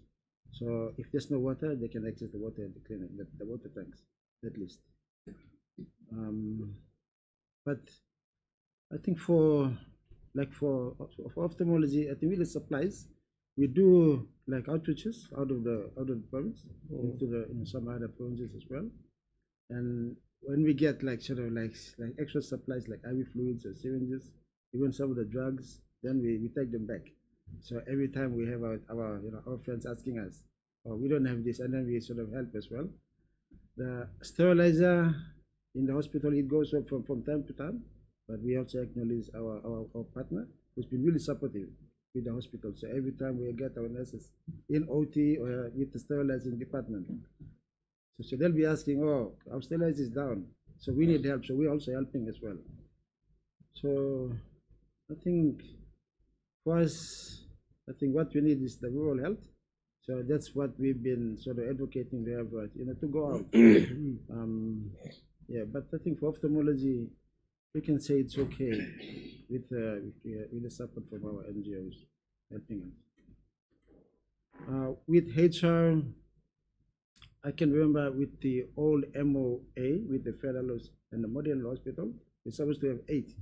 Okay, 8 nurses from Federalist with 8 from the hospital.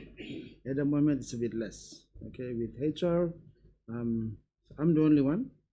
Okay, at the moment, we are still sort of like in training. We're advocating for young doctors. So the other nurses that are working with you are not from Modern Hospital. They are from Fred Oller's Foundation. Yes. So I think that there's about 17 of them. So all these ones are like HOs and nurses under Fred Oller's. Okay. Yeah. So every year, if we see a need, then we advise them that we need nurses. Yeah. So at the same time, we have this sort of like ethical, legal issues. Sometimes whether we can engage them in the wards to help out as well. But if they work over, if anything happens, what's going to happen? If legally they're supposed to work 8 to 4 at the clinic, not after hours. But then with the wards, surgical, we don't have enough nurses as well. So, like it's only in Madang, but the other provinces have worked. Like for all our patients being looked after by the surgical nurses. Because in the country there's no eye wards. It's only here in Madang in the past, but now there's no eye ward. So, so that's something that we are still sort of like advocating to have an eye ward so we can maybe look after ourselves. Yeah, but yeah, we can say maybe for ophthalmology, the only need is it's a rural health. So because most of the people have to go out. But at the moment, as we all know, our health facilities also run down as well. So I think that's the big need at the moment. But otherwise, with everything else, yes, we all on the same boat with supplies, the pharmacy, the HR issues, and I think the main thing is I think every time we're saying the excuse of CFCs. Okay, so that's one thing I think it's already like a norm to us. Okay, every time you ask for funding, they said no CFC. Okay, so no money, so that we don't know. So I think for us, like for all of us, like even for all our colleagues, other sectional heads, every time we have a meeting, they're gonna say, oh, that's like money for ophthalmology, for all the departments, the other departments, maybe 15,000 or something like that. But actually, we don't know whether it's there or not. So this is something that we've been saying as a team. Thank you, Dr. David. Doctor, in your experience, do your top management communicate with you when it comes to financial reports? No. Like, this is the kind of money we received, this is the kind of money we spent in your department, and your department, and your department. Do you get some sort of feedback from the management since PHA came into existence? No. Never. We do EIPs program, and I know the the money that I need to run the child health programs. So in the past, there's a provincial hospital. We do it for the hospital, and then we communicate with the provincial health for rural outreach and things like that. So they cater for those.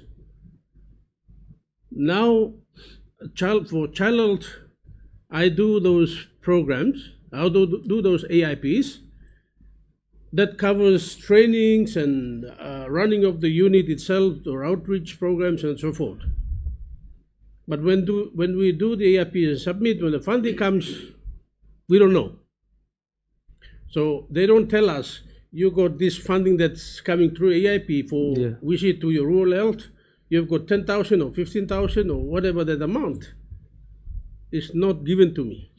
So you're informing the committee that there is absolutely no visibility from line managers as to how much money is coming into the main trust account for your operations. For my programs and project.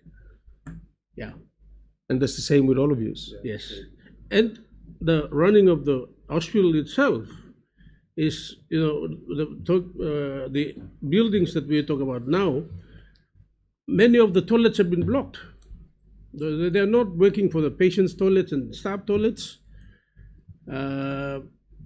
So it's like that, and we are forced to use all that. So, like for some of us who have got vehicles, we'll have to, from time to time, we'll have to come to the house to access. So, for the hospital, I feel sorry for our patients too. We have these issues all the time now. For the last 2 or 3 years, it's the same problem. And because project fundings are coming through, but they are not using those project funds to sort these things out. So there's totally zero communication. We are doing this, doing this, from the management of the projects down to us at the clinical level or at the hospital where we are. So that's totally not going on, and patient is totally neglected. Excuse me, Chair. Yes. Okay, I'll just share. I mean, like for all of us, like this, something to also note. With the experience, I worked in WeWork for 11 years, and then I came here. With the, with the whole system, it was easy to get support. So with the rural outreaches, we had some funding. So, but normally within the hospital, we don't get the money for rural health. But then we just go to the provincial health, used to be. And actually it was easy, it was working. So every time we do our outreach plans, and we get the funding. But now it has gone really, really bad. Actually, we can say the PHA is sort of like a white elephant. Okay, so actually it's not really, the services are not really flowing down. It's sad to say, but it's actually, that's what we're saying. So I think in the event, like as a country, and also like in healthcare, so we're thinking, the PHA will support the health at the hospital all the way down, but actually it's not happening.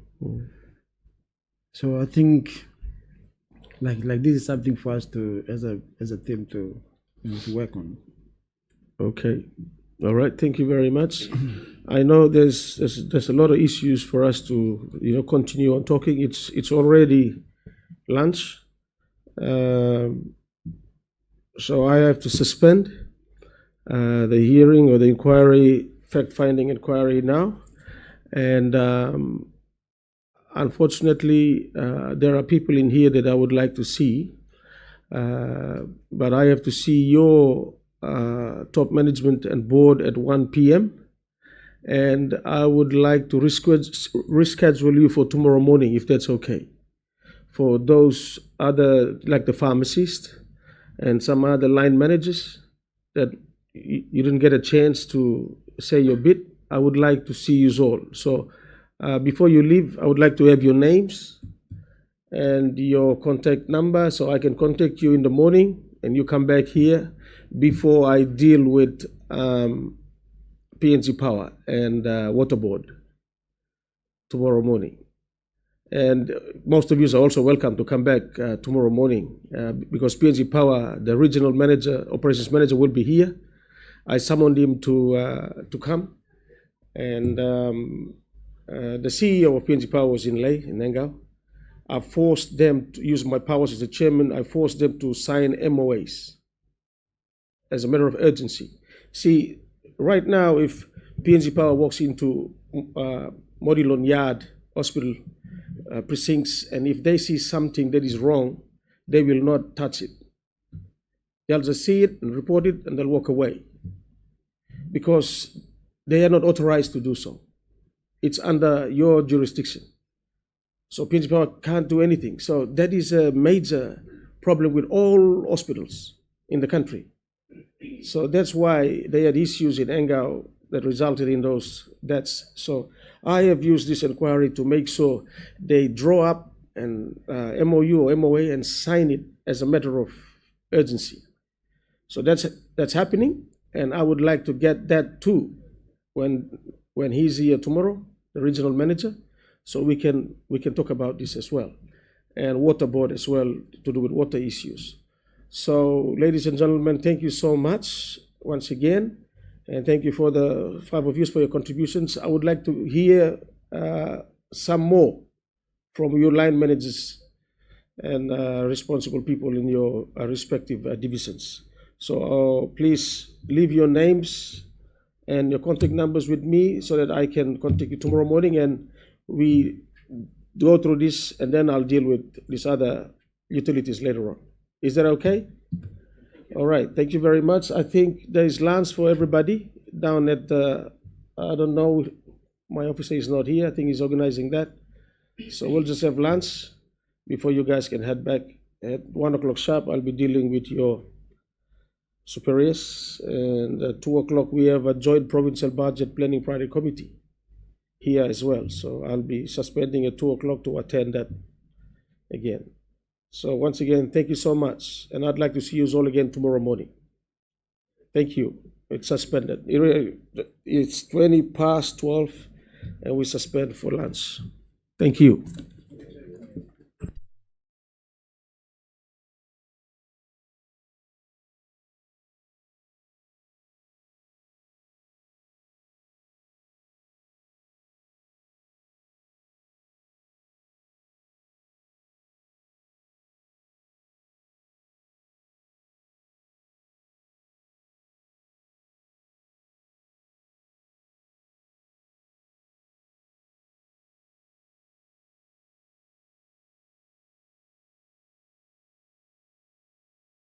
Sorry, 20 past 1.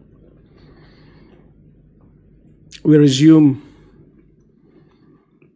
our session. Thank you,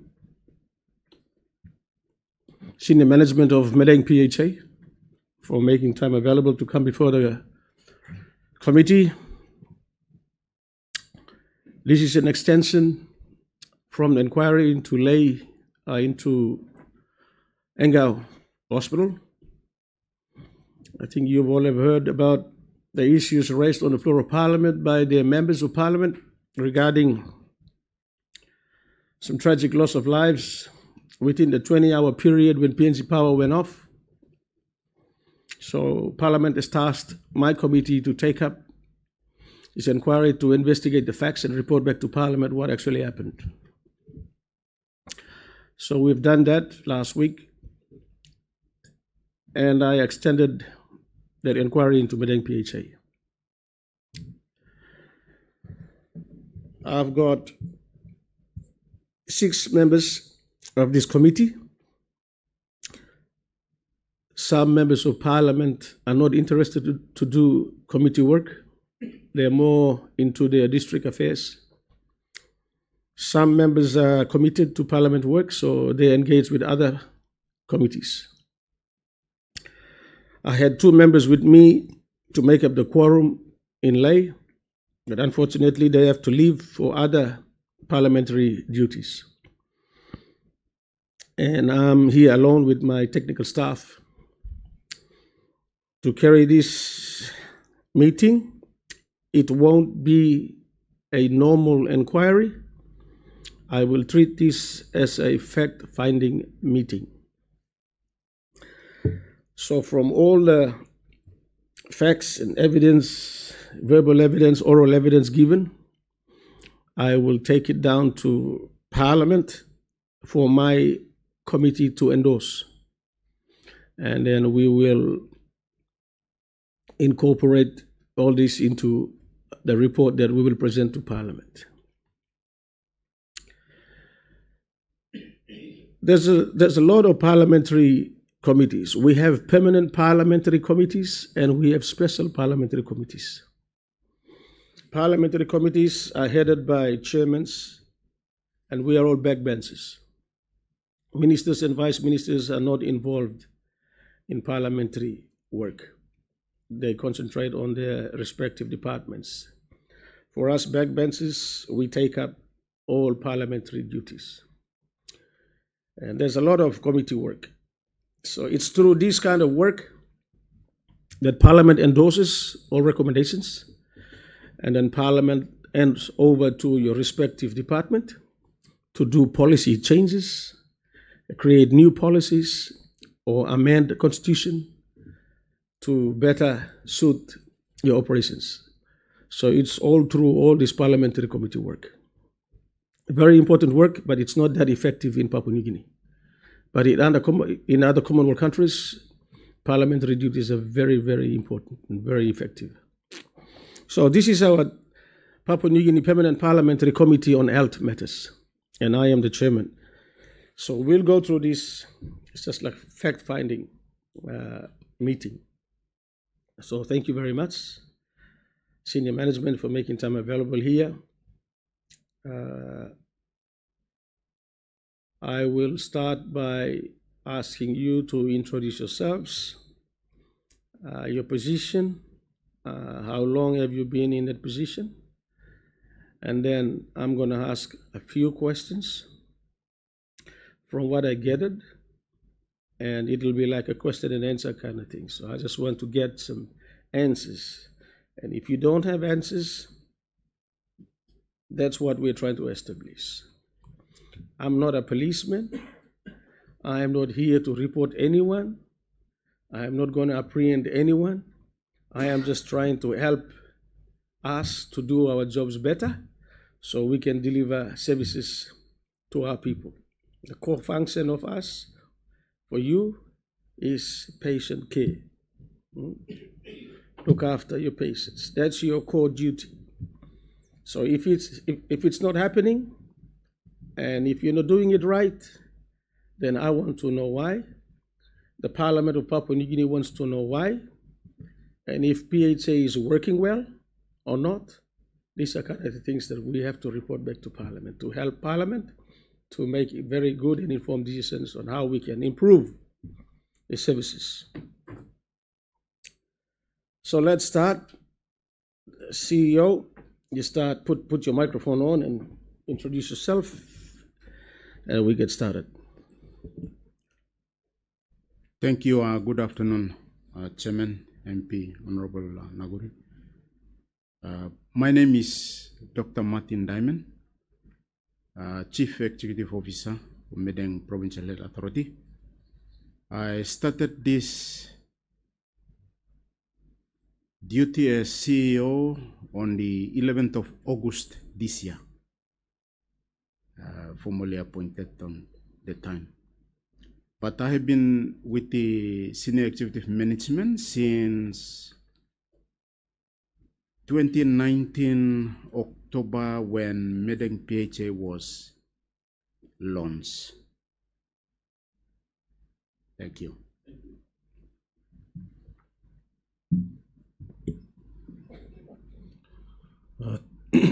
Thank you very much, Chairman and MP Bogia, Honorable Naguri. My name is Jude Gawi. I'm the Acting Director, Curative Health Services for Madang PHA. I've been on that role since 2022, and now with the new management I've already acted as the Acting Director, Curative Health Services since June of this year. Thank you.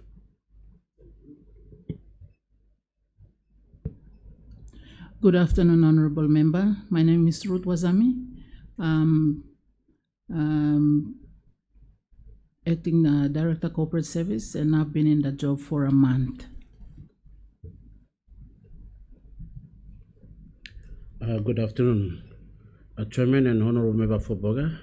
My name is Karoy Kamak, and I was appointed as Acting Director of Public Health for almost 2 months now, when my former has been appointed as Chief Executive Officer. I was appointed as Acting Director of Public Health. Thank you. Thank you very much. Okay. Now, CEO Dr. Diamond, I think I will start with you. I want to give you an opportunity to inform the committee on how you see the establishment of PHA in Madang so far.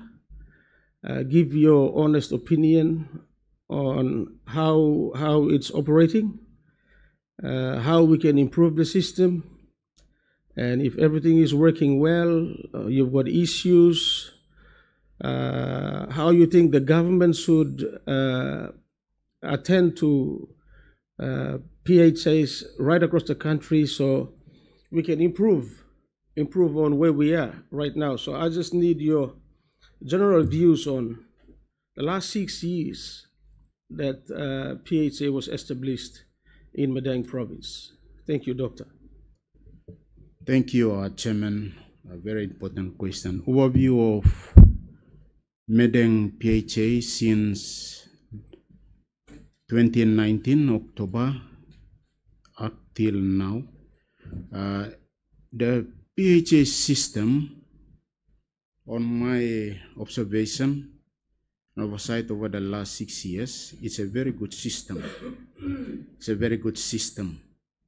At least bringing the oversight, management, coordination, monitoring, and then implementation of health service under one umbrella, which is a very good system. However, the Act itself has a lot of some gaps there, missing gaps in terms of its powers, roles, responsibilities to Madang PHA. At the moment, the Act itself is hanging loose. It's not well grounded into the organic law on provincial government and local level. It needs to be grounded well. And all the roles and functions must be well spelled out so that it will at least have that tooth and nail to deliver. That's one of the things I've observed over the last, and also the responsibilities by provincial government and the local level government still stands. It's not been removed from them. So that support over the last 6 years, some DDAs have supported well, some have not supported well, and at the provincial level, that responsibility to support the service implementation by Madang PHA is still not well, not forthcoming. We need to improve on this area. The PHA itself is it's really working well because it's an agreement between the governor and the health minister. So all its roles and responsibilities hangs around establishing good working relationships with all the with provincial government, all the DDAs plus other stakeholders in order to deliver health service to the people. That's another area that we as PHA have not improved partnership agreements with provincial government, all the DDAs, and stakeholders, key stakeholders, important stakeholders in the province, so as to at least harness our resource sharing, information, and so it will enhance our service delivery in the province. In terms of governance, we have now board in place, but that is another area that when there is delay in appointment of board, it will halt the service delivery. So this is one of the experience for Madang PHA over the last like 2.5 years. We have no active board, and management was operating on ad hoc basis in trying to implement, and there was no governance oversight. So that's another area that need to be strengthened going forward. Make sure board need to be in place at all times in order for health service or PHAs to deliver health service with that oversight. That's very, very important. Down to management operations, again, changes in leadership also has to be strengthened. It must be timely. Otherwise, service delivery will be also halted. And that's those are some of the experience we have noted over the last 6 years. When the board is not in place, appointment of permanent CEO will also be delayed, and all the acting capacities, also management on acting capacity. So the full oversight, management, coordination will also be affected. So those are some of the issues we noted in the leadership oversight for Madang or all PHAs. In terms of service delivery, as I've said already, PHAs from the Office of CEO, we have 3 directorates. I have 3 directors here: curative health, public health, and then corporate services. Other PHAs, I think few PHAs have 4 directorates. It depends on, I think, needs of each provinces, but we are so far have 3 directorates, and so far I think it's better to have limited directorates so that we can reduce cost and then improve service delivery. So those are some of the issues we noted.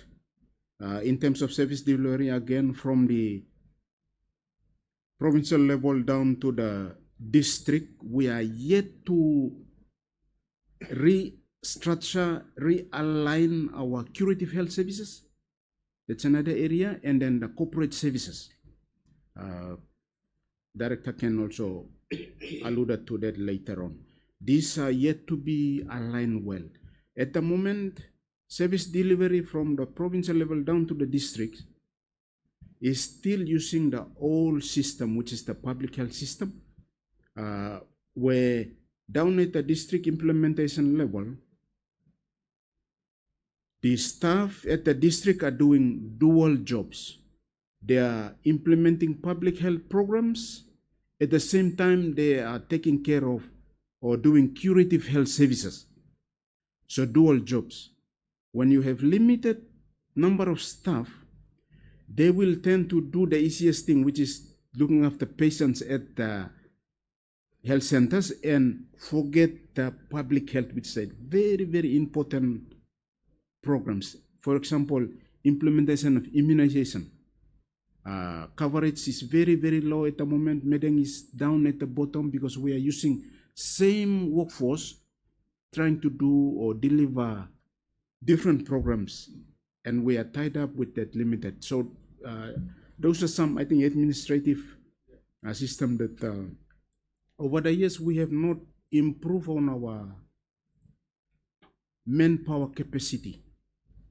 We were trying to recruit, but due to so much changes here within and also at the central national level, we were not successful in getting approval from DPM to advertise so that we can fill up our vacancies.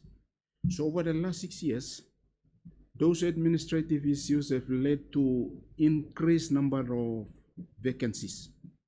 So far we have 424 vacancies. For the entire province? For the entire province. So when we met, our total HR capacity stands at 1,059 or 57, 1,057.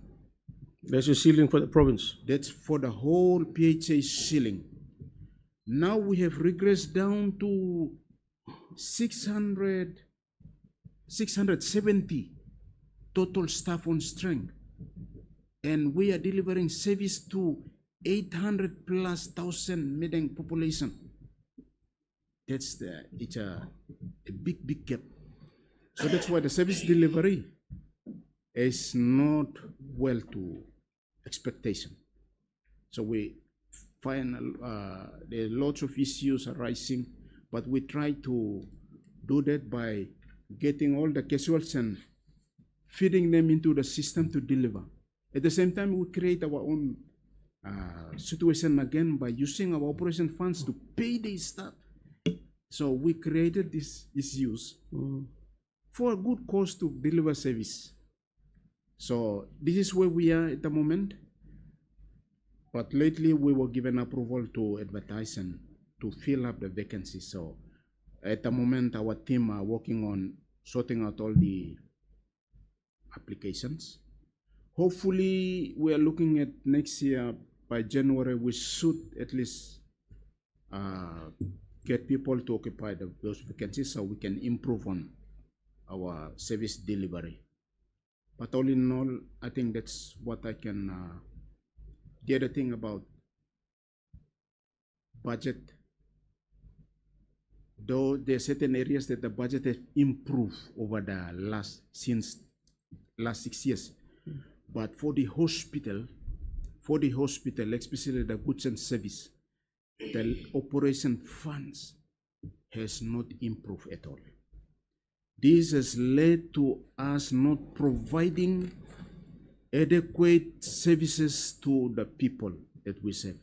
When we, for example, when we ran out of drugs, we don't have enough money to at least purchase enough drugs to meet the gaps that we have. Or if we don't have reagents in the pathology to do testing for blood, we don't have enough to at least buy reagents to do blood testing. So those are some experiences that we noted over the last 6 years. I think I'll stop here and our directors can continue on where I left or something that I have not mentioned. Thank you. Thank you, CEO, Dr. Diamond. Let's move on to your other senior management on Director Curative Health Services. Thank you very much, Chairman. As alluded by the CEO, Curative Health provides a wide range of services like emergency surgery, pediatrics, internal medicine, and all those services which are required in the level 5 facility.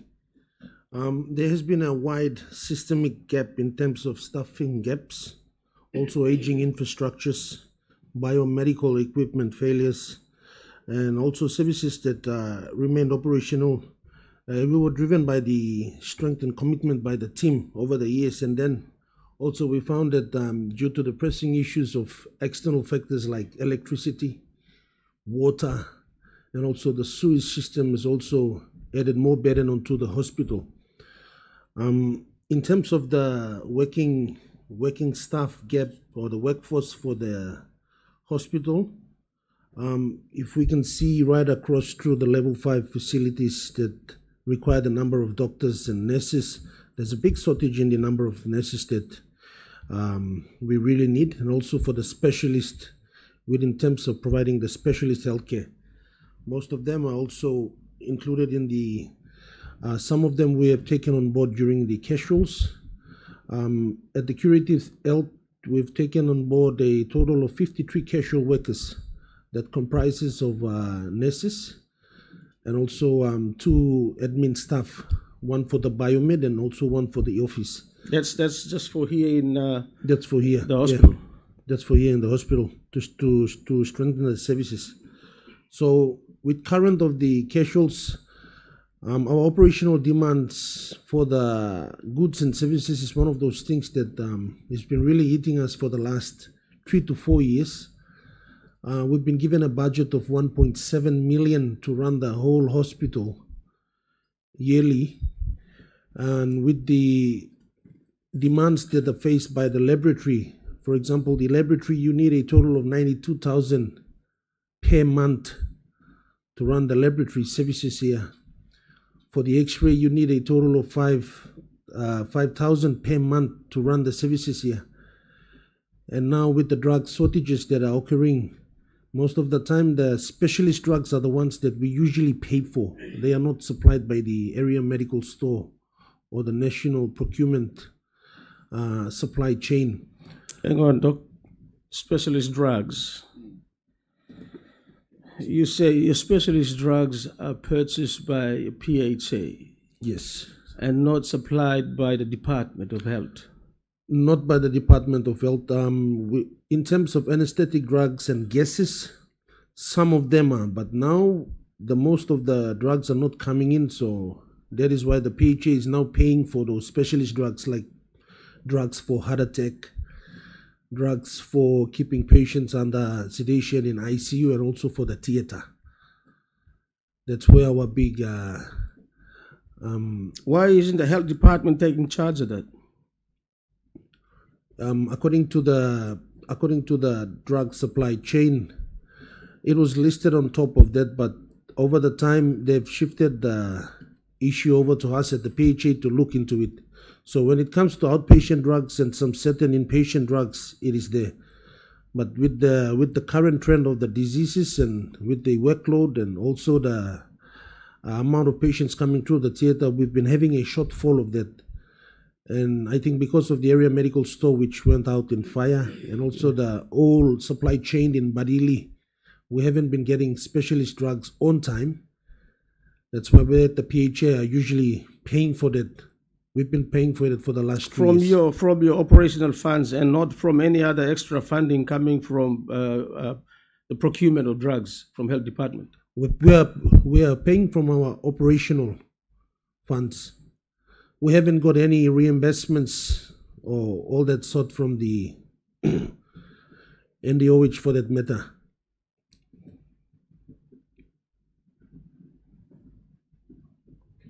Okay. And also we've been paying for the lab consumables. So when the funds are not available, the services is being interrupted.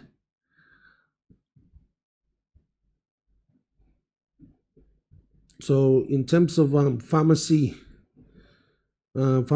distribution to the hospital, over the last 3 months, we've been having issues with the supply demand. So now for the next October, November, and December, and for a buffer for January and February, the total up at 247,000.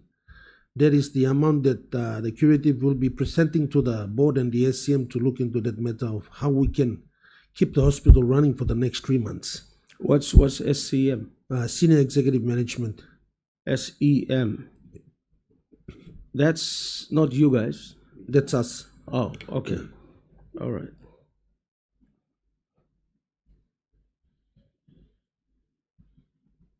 So you guys decide on how much money to spend on these consumables. So we have a finance committee meeting in which all of us formed it, and then if there's an issue at the hospital, we table it, and then If I don't have enough of the money in my vote, then I would get some money from the other directors to help chip in it. Okay, Doc, I'll interrupt you there. So the anesthetician or whoever that looks after the section, someone is going to be operated on, and he's got no sedatives or he's got no whatever drugs for that operation. So he advises the surgeon that you can't do that operation because we don't have such and such drug in store. So they advise the pharmacist. So the pharmacist brings this request to you people. So if there's a lady bleeding and they have to stop that bleeding and they need that specialist medical or medicine right there and then, and you don't have it, then you guys will have to decide where to get that medicine from or when to buy it. And if you don't meet for that week, this lady will bleed to death. So they have to wait until you guys sit down together and decide how much money to allocate and when to purchase it, right? Unlike the previous provincial hospital way, where the doctor requests, you request to the CEO and it's bought right there and then. We cannot bypass the system, right? Yeah. That's part of the act, or can we go around it? Can we do it better?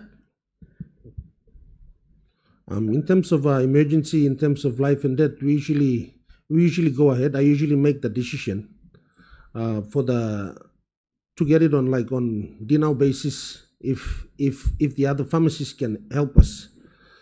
So after that, when we make funds available, we get it. But for major purchases, then we usually sit with the committee to use that.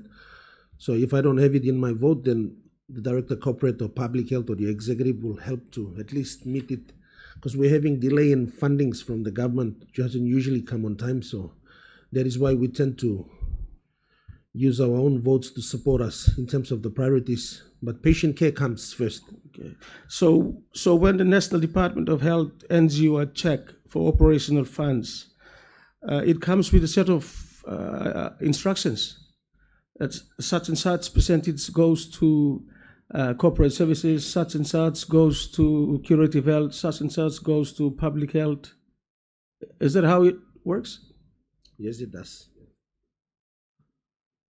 Okay.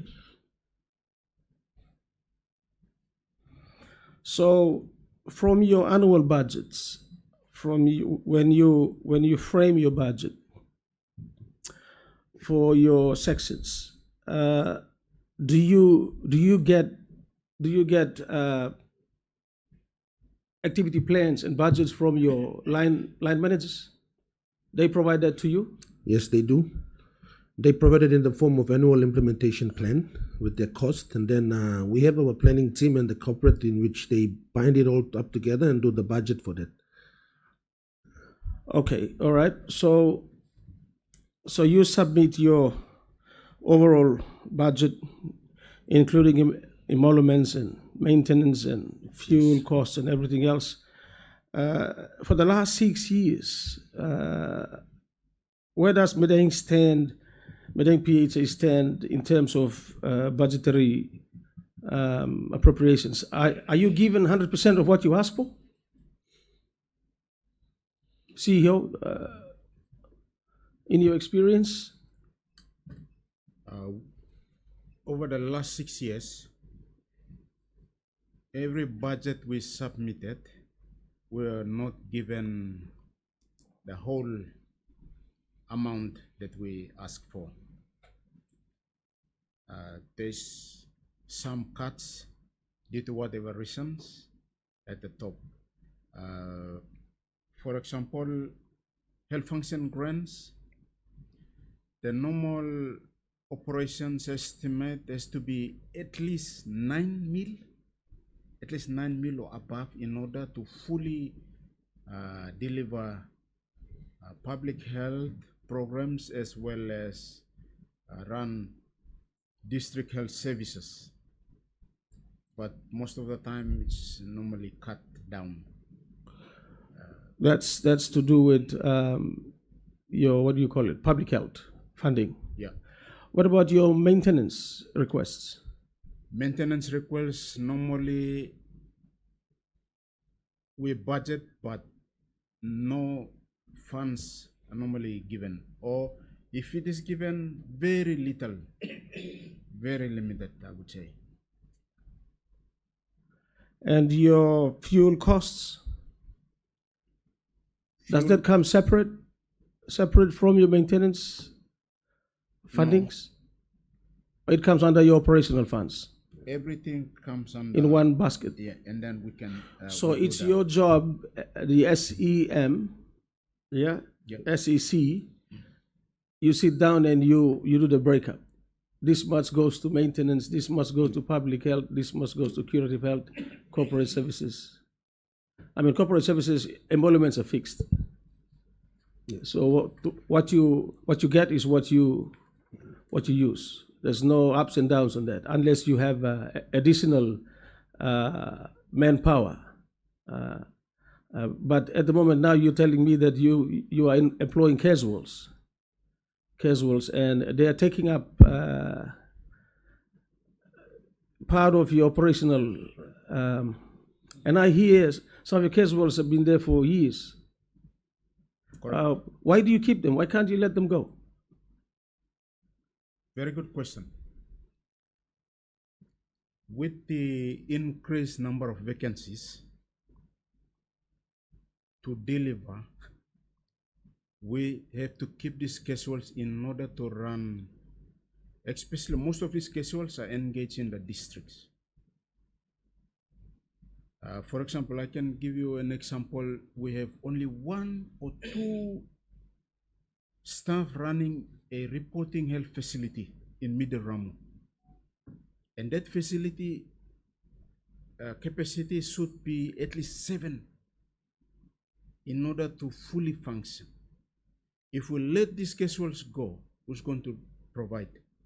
We need to keep them in order to maintain at least some minimum health service delivery. Otherwise, all the health system will crumble down and we will face a lot of issues. Yeah. So that's the situation. You can't let them go. We can't.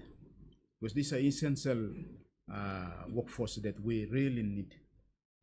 So you see where the need is, or where the need arises, and it's you, the senior management, sit down and make a decision on who to employ. Correct. On casual basis. Yeah. Are there doctors on casual basis? Qualified medical doctors? Yes. There are doctors on casual basis? Yes, we have. Why do we keep doctors on casual basis? Again, the system in getting them into the government system is cumbersome. So that's DPM? That's another thing that is allowing us to keep them on casual basis and paying them. What's the longest you had a doctor on your casual employees list? 2 years, I think. 2 years. 2 years. 2 years. 2 years. Yeah. Do you pay them on their correct remuneration package, or you pay them whatever amount that you agree on? Baseline. Baseline. Not the full remuneration package. So some doctors have been working on casual basis for 2 years in Modulon. Yeah. Okay. All right. So it's the SEC that gives the okay to employ casuals. You can't do that on your own, or C can't do it on their own. It's a collective decision from the executive management. All right, Dr. Gawi, you may continue on. Thank you. So, with respect to the 6, there was a total of 6 doctors that were on short-term contracts and casuals. We managed to get all of them on board already, sorted them out. So now they are back on the system. That's for the ones that were not on pay for the last 2 years. That's including our registrars and all those others. But for the other nurses, and it is still the process of HR and also DPM to get them on board. So that is one of those things. In terms of the hospital itself, our SPA report or the sector performance annual report for Madang shows us at the very bottom pit of it. Because of the closure of the health centers at the peripheries, and looking at the population around 800,000, most of the people with the high burden of TB, malaria, pneumonia, and also on the maternal causes on the side of the pediatric side, there's a very big influx that has hit the hospital over the last 4 to 5 years. So the workload has gone up by 4 times. There hasn't been any restructure to the number of people in terms of delivering the services there and all that. So staff fatigue and exhaustion is one of those important issues we've been overlooking. And this is really chewed into the staff. I've had 8 staff deaths over the last 18 months. Also, I've had a total of 12 officers just only succumbing to chronic issues, TB, and all these other things. So it's not actually us treating the patients anymore. Now it's actually the burden is actually coming into the workforce. Burnout, no need of adequate shift cover, and all these things. So it's more or less like a multifactorial thing that is hitting us. So in terms of like coming and giving the best and the quality of it, this is something where governance and leadership is also one of those things that we really need to improve on. Also in terms of the housing condition, where they live and where they come. Also, most of them have the issues of having unpaid allowances in terms of the work remuneration and all that. So it is actually a very I would say more personal, and the personal thing is also chewing into the organizational priority at the same time. So coming to work is something, but are you really giving the quality is another thing that I'm looking at.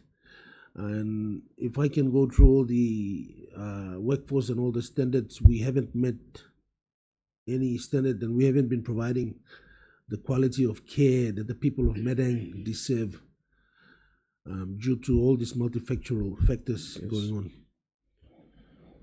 on. Trauma remains our very big issue at the moment. There's a lot of trauma patients coming in, and it's depleting all the resources in the theater, especially at the ED. Trauma cost has gone up. Previously, they said that it was costing around 2,000 to 5,000 per patient, but with the bush knife wounds and all these things coming in now, it has risen to 12,000, 13,000 for a single case if we calculate the sutures, the bandages, and all these other things involved. So trauma from all the 6 districts remains a bigger issue for us also. And also TB has been on the rise for the last 5 years, and is really climbing. And it's one of those diseases that is increasing the length of stay in the hospital. And then this further, gives us burden in terms of how we feed them, how we look after them, and all that. So these are the main issues actually really currently hitting us at the moment. For the deaths in terms of the wards, mostly from the malignant issues, so the malignant disease like cancer and all that. We haven't actually started a cancer unit, but actually we've put in a strategy to at least address how we can give chemo to some of our patients. So this is one of those things that we're looking into. But currently, I'm not able to, I am not able, and I can say that the doctors and other staffs under curative are not able to carry out the national health plan objectives that we're supposed to carry. It's just on we are working on reactive basis. That's right. All of our budget has been sucked into that. That's why none of us are going to rural. We've been depending on donors, and if we have some proper funding for that purpose, we will go. But more or less now, it's a matter of us fixing ourselves internally before we go out. So the whole issue of going rural, we can go rural, and when we want to send a rural outreach team, it costs around 20 to 30,000. It's like a cargo cult mentality, in which I send 7 doctors to Bogia, or I send them to Middle Ramu. I just tell them, train them, give them, and then these people will wait for me.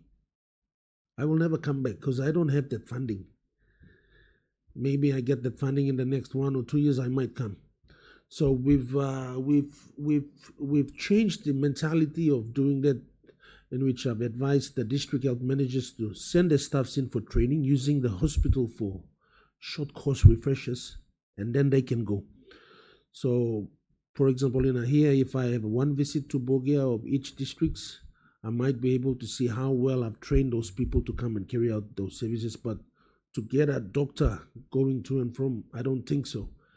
And now with the Daigul Health Center coming up, and also the Raikos district hospital that is going to be built, one of those major challenges is for staffing and workforce that my section is looking forward to do that, because I know that it's going to be finished, but in terms of the staffing is one of those issues that we have to look properly into. Thank you, Doctor. Thank you so much for your insight and contributions. Let's look at corporate services. At the corporate, thank you, Chairman. At the corporate, I'm looking after 5 major areas, and that includes finance, human resource, facilities, communication, medical supplies. And I have prepared notes for the entire members, the committee members. Good. I can give you yours, Yes. while you can allow me to go through what I've written. Thank you.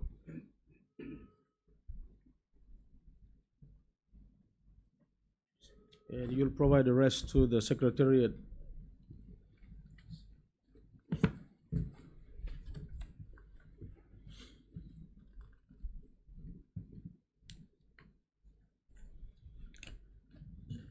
There are 2 presentations in here. The information paper I'm going to read this afternoon. The other paper is just an elaboration on the information paper. Okay. So this is the update of corporate service for Madang Provincial Health Authority. The purpose of this paper is to provide the special parliamentary committee and on health matters for task under the corporate division. Background: Madang Provincial Health Authority was launched on the 24th of October 2019, and subsequent to that, a board of governance and the interim senior executive management was established. That was done on the same day. PHA is supposed to have 4 phases of PHA establishment, and they are the creation phase, for the board and the SCM to be established. We've done that 5 years ago on that date, and soon after. The transitional phase is the most important phase, where the governance, the committees, and every other process looking after PHA is supposed to be tailored. And then the operational. Once that is done, the operational phase, and we will continue. And so is the growth. To this stage, this is the 6th year, or rather the 5th year of establishment of Madang PHA, and we're supposed to be on operational phase now. We are basically my dear member, back to start and do the important selected basics which we have missed through the phases. The corporate division must be strengthened at all levels from the provincial headquarters down to the districts. Key issues right at the beginning of the PHA inauguration.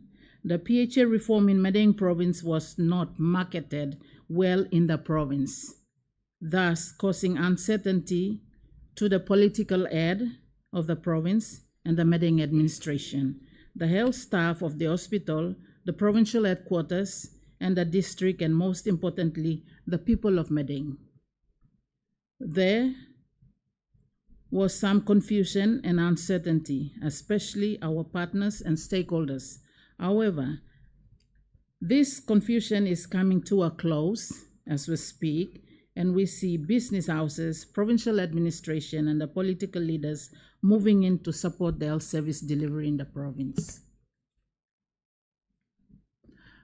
Bullet point 2, next page. Direct communication regarding administrative matters.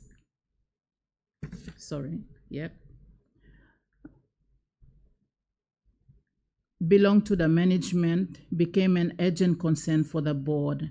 Board members were contacting officers direct to absorb information regarding manpower, finances, vehicles, and etc. Governance issues and management issues were not clearly understood, causing a few hiccups and reservations between the board member, staff, and management. Point 2.2, Madang PHA staff. The staff were also confused and uncertain as to whom they should report to and were reluctant to meet as one team of health workers. Some staff understood a little bit and accepted the concept or the reform, and others were not bothered at all. PHA reform is about integration, amalgamation, and unify all together, but lack of advocacy led to all those uncertainties at the beginning. 2.3, implementation process and coordination. It was not smooth sailing. Corporate governance was missing. There were no committees.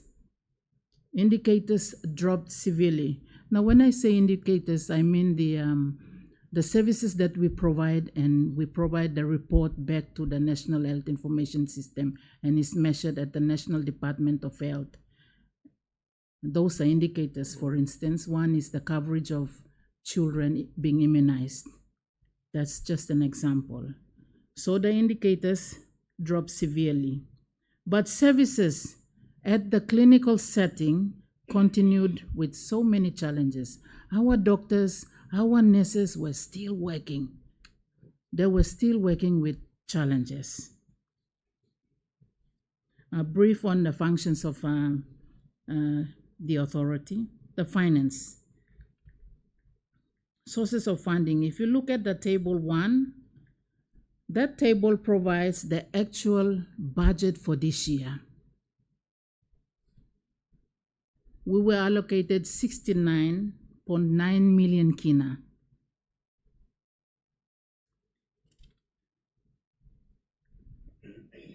And the funding heads are written towards your left. The pink one in the middle is the actual allocation. Over the page, operational budget for 2025.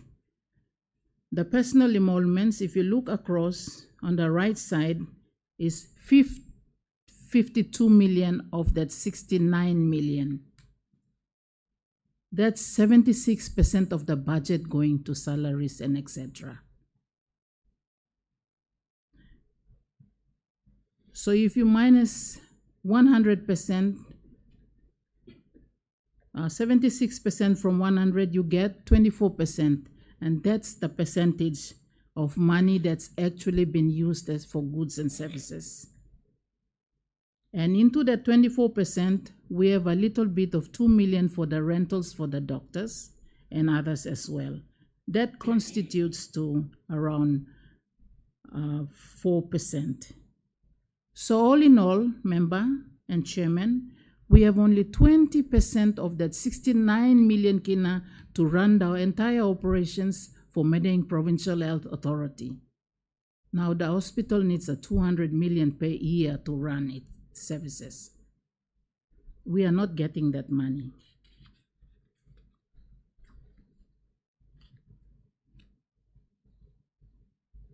We also have health sector support improvement program, HSIP. There is a table there at point number 3. The balance now is 15,615,780. That 15 million belongs to projects. They have kept it away from the main operational basket. It's not for us to use, it's for the projects. Redevelopment project for the hospital. Bullet point under the table for HSIP, a proper audit report is anticipated in terms of reference for governance for all those committees to be established. 3.2, human resource.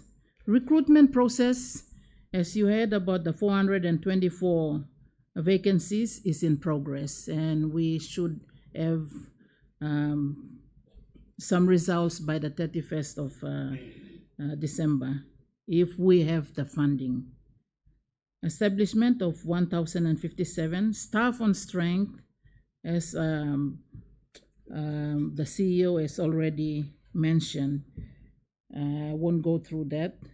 We'll just mention the retirees. We have 81 officers retiring this year, and we don't have replacement for that.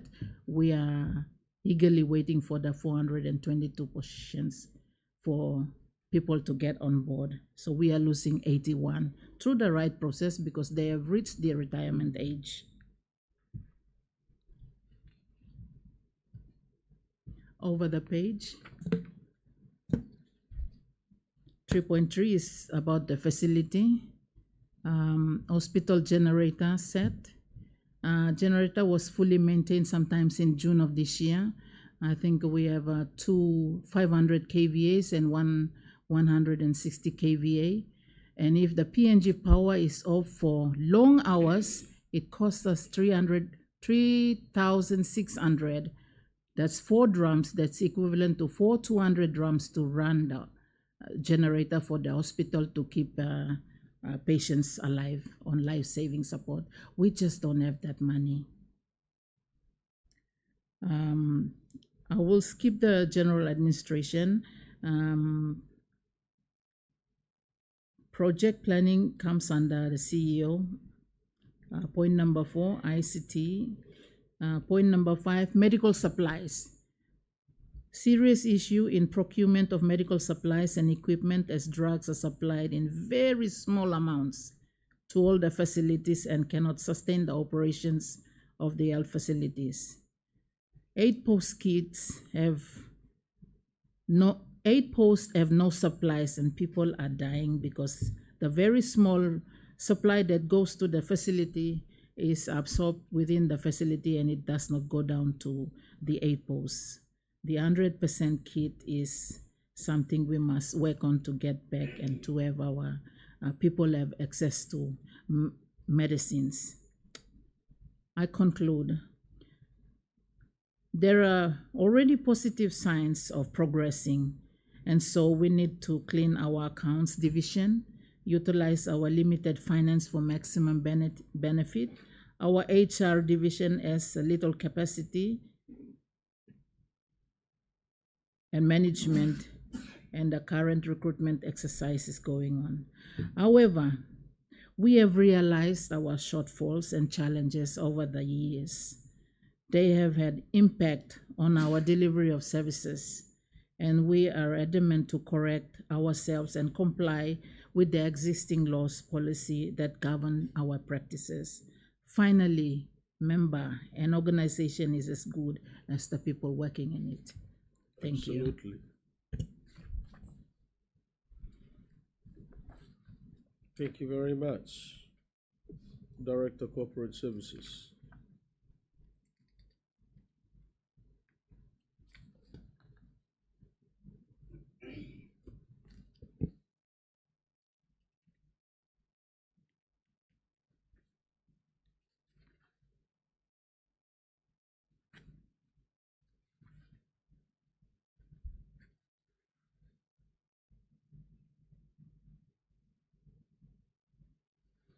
Okay. Let's go to our final Director for Public Health. Thank you, Honorable Member and Chairman, for this Parliamentary Special Committee. First, I think all my CEO and my two directors have mentioned everything. As I've mentioned, I'm just 2 months in the office, and I just say something from my observation, and some good things has happened, some bad things happen, and what we can do. So the first is that public health is a mobile service delivery system in our public health system. So with a mobile health system delivery, we need a mobile logistics. Okay, we need the logistics to move around to provide our public health service to the people, both the district and the hospital as well. So when we're trying to look at it, like all of 48 health facilities first, we've closed down 2 because of the manpower, as mentioned by my colleagues and my good CEO, and we're only operating on 48. Out of that 48, all our 8 posts were all closed because of manpower, and also the infrastructure for the 8 post buildings are not good. Not only the 8 posts, it also comes to our health centers. Most of our health centers are not, infrastructure is not good. So with that, it also contributes with our human resource. So some of our health facilities are manned by 2-3 health workers, which is not standard to provide all health services to our rural people. With that, with my observation is that when we provide all mobile logistic to our district or to our facilities, as we did in the past, we saw some of our indicators were up between 5 and 10. So when I look at it, we are sharing the resource. The public health is sharing resource with the curative and cooperate with our transport and this. So we are not delivering our service down to our rural people. So that needs to be looked at and provide our needed resources. Otherwise, all our rural health workers, they are trying their very best to look after our patients, though they have been threatened and by other patients and the guardians. They are still providing the health service to our rural population. With our currently, we're looking at it, as they've mentioned. Most of our resources are not utilized well, so that we need to really utilize our resource to save its public health purpose. Okay, and when we look at it, our medical supplies as well, we used to have this 8 post kit system. Now there's no longer 8 post kit system, and then also we also have health center kit. And then both health center and 8 post kits were somehow they've stopped these supplies to the health facilities. And now our big issue with our medical store drugs, we are ordering our 2 monthly drugs, but they are not coming on time. Okay, because of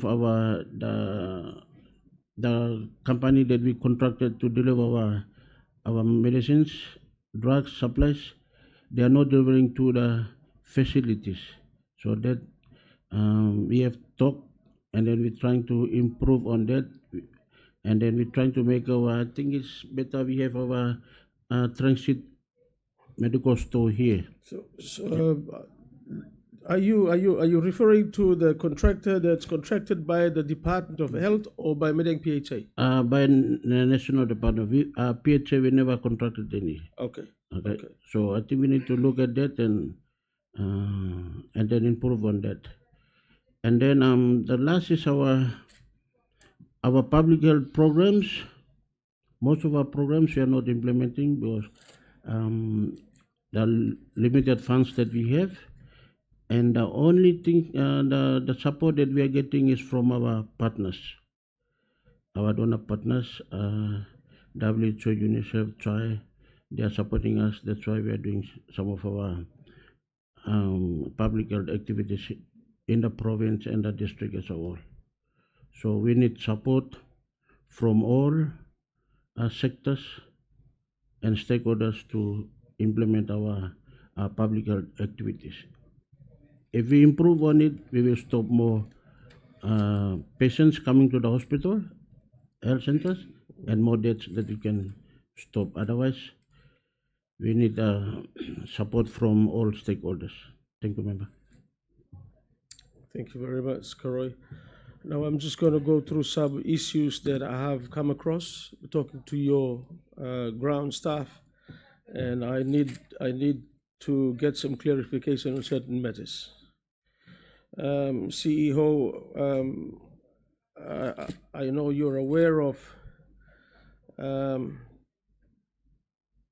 cancellation rate of operations in the hospital because of a number of various issues. Staffing is one, drug shortage is another one, consumables and drug shortage is another one. And the acceptable standards for National Department of Health is between 15 to 20% cancellation rate. But at the moment now, Model Hospital is sitting on 47% cancellation rate. In the short term, I know these issues are beyond one man's decision. In the short term now, how are we going to address this? What do you think you should do in the short term now, not to allow this cancellation rate to go up as far as 50%? Because it's heading that way now. Is there any way where we can minimize this? Just your general feelings towards how you see we can minimize this. Thank you. Thank you, Chairman. A lot of factors, but one of the things that I, as CEO, noted is manpower. If we have manpower to run the operation theater, we would have reduced the cancellation. At the moment now, they're using only one theater, and then we don't have an anesthetic team. If we have enough, they can operate at least 2 operation theater, and that would have reduced, dramatically reduced. So manpower is very, very critical. Doctor, do we have the facility? We have the operating theater, but we don't have the manpower. Is that what you're saying? Correct. We have a new facility. We have a new facility, though it's there's some defect, but there are 4 operation rooms, 4 operation theaters. Currently in Modulon we have 4 theaters. Yes, but because of manpower, I think we have equipment as well, functioning. We have used all equipment, and currently we are blessed by Latter-day Saints, the Church of Jesus Christ, Yes. have assisted us in getting one of the anesthetic machines. So it's already on the ground. So those are some factors that have contributed to ongoing power fluctuations, affected a lot of our equipments. So those are some of the issues. It's a multifactorial issues that we need to fix in order to improve. Even getting one fixed and others not, it will still affect and impact. Right. Yeah. So it's a multi CEO, I understand that. What are we going to do about all these anesthetic drugs? I learned that we are really short on these drugs currently. So, what's our plan on how to tackle this issue? Our plans now going forward, we need to go into service level agreements with some pharmaceutical companies on the ground. We need to establish this so that we can open up accounts. PHA needs to open up accounts with these companies, so when we are critically, so they can lend us and then we can pay later. So those are some of the short-term issues that can also go long-term to help alleviate these shortages. So we have gone ahead and communicate with few companies already. Again, we looking for funds to at least establish credit accounts, actually, credit accounts. So some of the PHs, I think they have gone ahead in making that arrangement, so they are sustaining their service. As we have not looked into that area. Again, one of the critical points we have already mentioned is we need at least funding upfront to open up such accounts so we can sustain service. So that's one of the things that we can do very quickly during this time. So we have, as I've said, we have already spoken to some companies on the ground, but we need to have funds in order to open up. Thank you, CEO. The other matter that caught my attention that I would like to ask for some explanation is that we have about 15 million kina given to us by the National Department of Health. That money is purposely for the infrastructure improvement or development in the Model Hospital. Now, these monies have been sitting in your trust account since 2023. And looking at the infrastructure that we have needs urgent and immediate attention. Why do we allow monies to sit in the trust account while you work under such circumstances in those rundown infrastructure? Like the toilets needs real good, to be done up properly. The toilets are very bad now, currently, and the morgue needs to be revitalized, and emergency section, and all these needs immediate attention. Why did we leave that money sitting in the trust account for almost 2 years now? Thank you. Thank you, Chairman. Very important question. 2023 up till now, one of the things that have affected the first utilization of this, firstly, board was not in place at the time, but coming forward now, so governance issues, and then we have both internal factors like changes of leadership, changes of personnel. When new leader comes in, change personnel who are running so that disturbs the progress of project implementation. And then at the national level, we have bureaucratic processes. We have external steering committee where all this planning must go to them. They vetted those, make sure they approve before we can utilize those funds. Over the years, those processes have been delayed. Delayed by whom?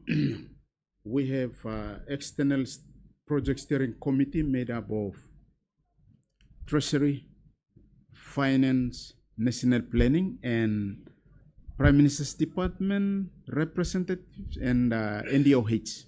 So every time we schedule meetings, they kept on deferral, kept on cancelling because of busy schedule they have. So these processes have also contributed to delay utilization. CEO, may I interrupt?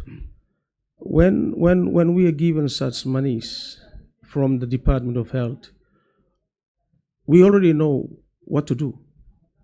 We've got needs. We know what to do. Why do we have to wait for Wagani? Is this a law? If we go ahead and use the monies to do implementation, to fix the toilets and the morgue and the emergency section, are we going to get into trouble? Are we breaking any laws? Or do we have to wait for them until they are ready to come? If they're on leave, then we'll just wait and the monies will sit there and the people will die. Why can't we go ahead and use these monies? They're already sitting in a trust account. I want to get some answers. Thank you. Very important. That's the same thing that I also have a very important point and question that you have asked.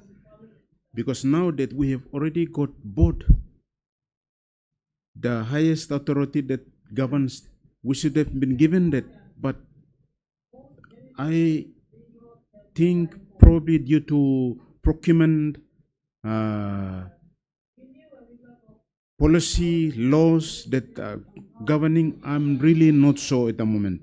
So I would really love to use that money very quickly, as you have already, but this process has really hampered our progress. So CEO, I really don't know. CEO, tell me, say, from the 15 million kina, if you have to draw down 5 million kina to give it to a local contractor to start some work, will your system print the check, or you will have to wait for Wagani to give the okay?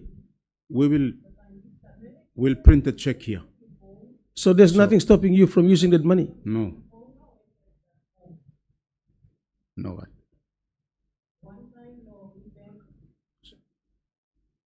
I really don't understand. I mean, we have 15 million kina, and Model Hospital is in dire need. The toilets, especially, you know, this is an hospital is meant to be a very hygienic and a clean place, and for us here, the toilets are not good at all, and we need to seriously, quickly do something about toilets, about water. Yeah. Our morgue needs that emergency and disaster, and we have money sitting there, and the people are still dying, and we as a management team are crying for help, but we have money. Correct. But we're waiting for Waigani to give us the okay. That I don't understand. How can we improve this? CEO, do you have any answers for that? How can we go ahead and use these monies without waiting for Waigani? Can we or we can't? We can't do anything at all. I think we can do something through Department of Health licensing to abolish this project steering committee arrangement and give all the power back to board and executive management to do that. We need to abolish this. I don't know how that can be done. Probably, as I've said, I don't know how that arrangement was made before, and we are following the same process. So this process, I think, it's so cumbersome, so it really needs to be abolished, and the authority to use must be given back to board for PHAs to use and get accountable for. I think going forward, this process of project steering committee need to be abolished and get the provincial provincial team should manage the process so we can utilize this. CEO, I'm going to make a commitment to you. I'm going to see the Minister for Health. Thank you. To write a letter directly to you, giving you all the authority to use those monies. I'm not going to sit here and wait for people of Madang to die while we have 15 million kina sitting in the trust account and accumulating profit for BSP Bank while the people are dying. So I'm going to make it my business to tell the health minister to write a letter to you immediately authorizing you to go ahead and use those monies. Thank you. And that's what I'm going to do. Thank you. when it comes to water and power, and these are very vital, important services for an hospital. How do you see what you can do? How can we improve the services of water and power to Model Hospital? Just give your thoughts, share your thoughts with me on water and power. Thank you, Chairman.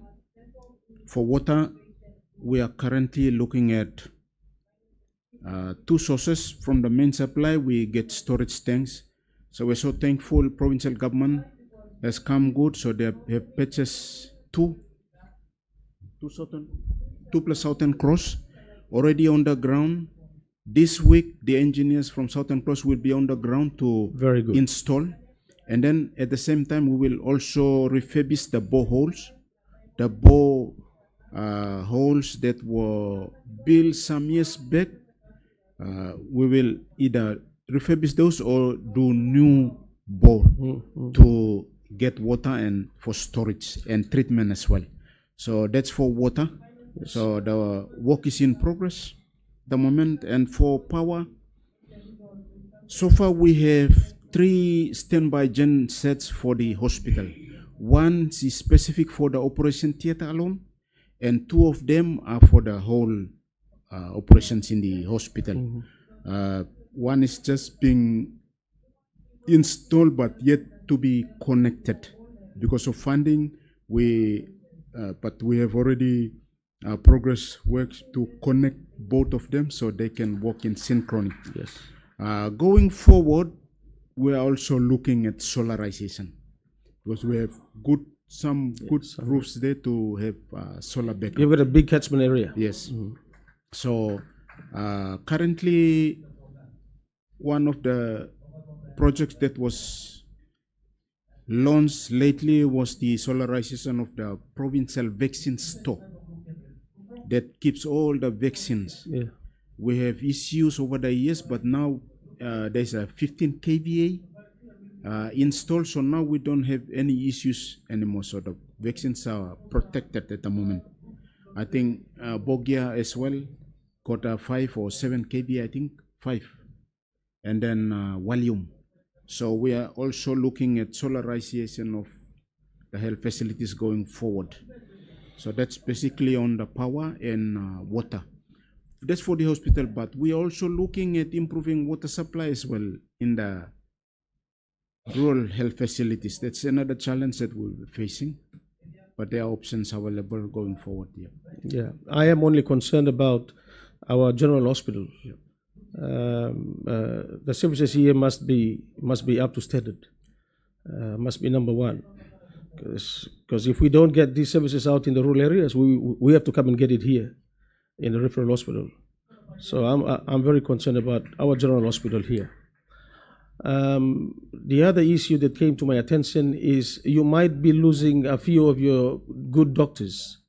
This is with regard to other PHAs offering better conditions to your doctors. And we are not at that stage yet. Our corporate services are not at that stage yet to not upgrade, but to promote or restructure.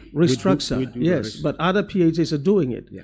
And they've improved, and they're putting out positions, they're advertising positions, and our doctors are applying. So what are your thoughts? How are you going to deal with this issue for losing your doctors? Chairman, it's one of the things that is really bothering us as SCM as well. It's very, very risky and dangerous at the moment. The only way, as we have already mentioned, is to do the restructure. Since we met, we have not done the restructure. So it's one of the priority areas that we are preparing to work on to improve our restructure. But going forward, one of the things that other provinces have done is incentives for packages for doctors. We have done a paper that we would like to submit to the provincial government. Other provinces have done that. We have to do that in order to hold back and retain our doctors. Otherwise, we will lose them. So that's one of the interventions that we should already present and promote and get our provincial government to have a look and support us. Very important. Have you done that already? We have done the paper and vetted to the. We will submit this paper to the board this month for presentation to the. So the provincial government can accommodate that in their annual budget. Correct. Yeah.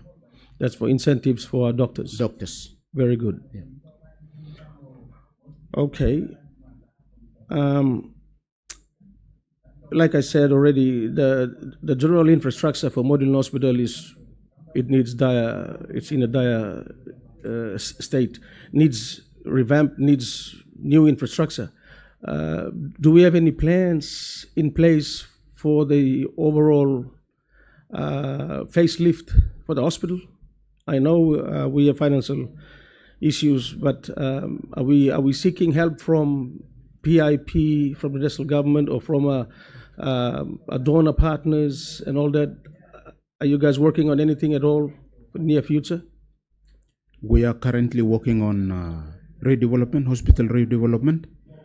Part of that 15 mil, half of it, or 5 mil is for the hospital redevelopment.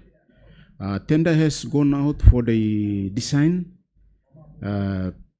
through the National Department of Health facilities branch, but due to some technicalities, I think it has been delayed.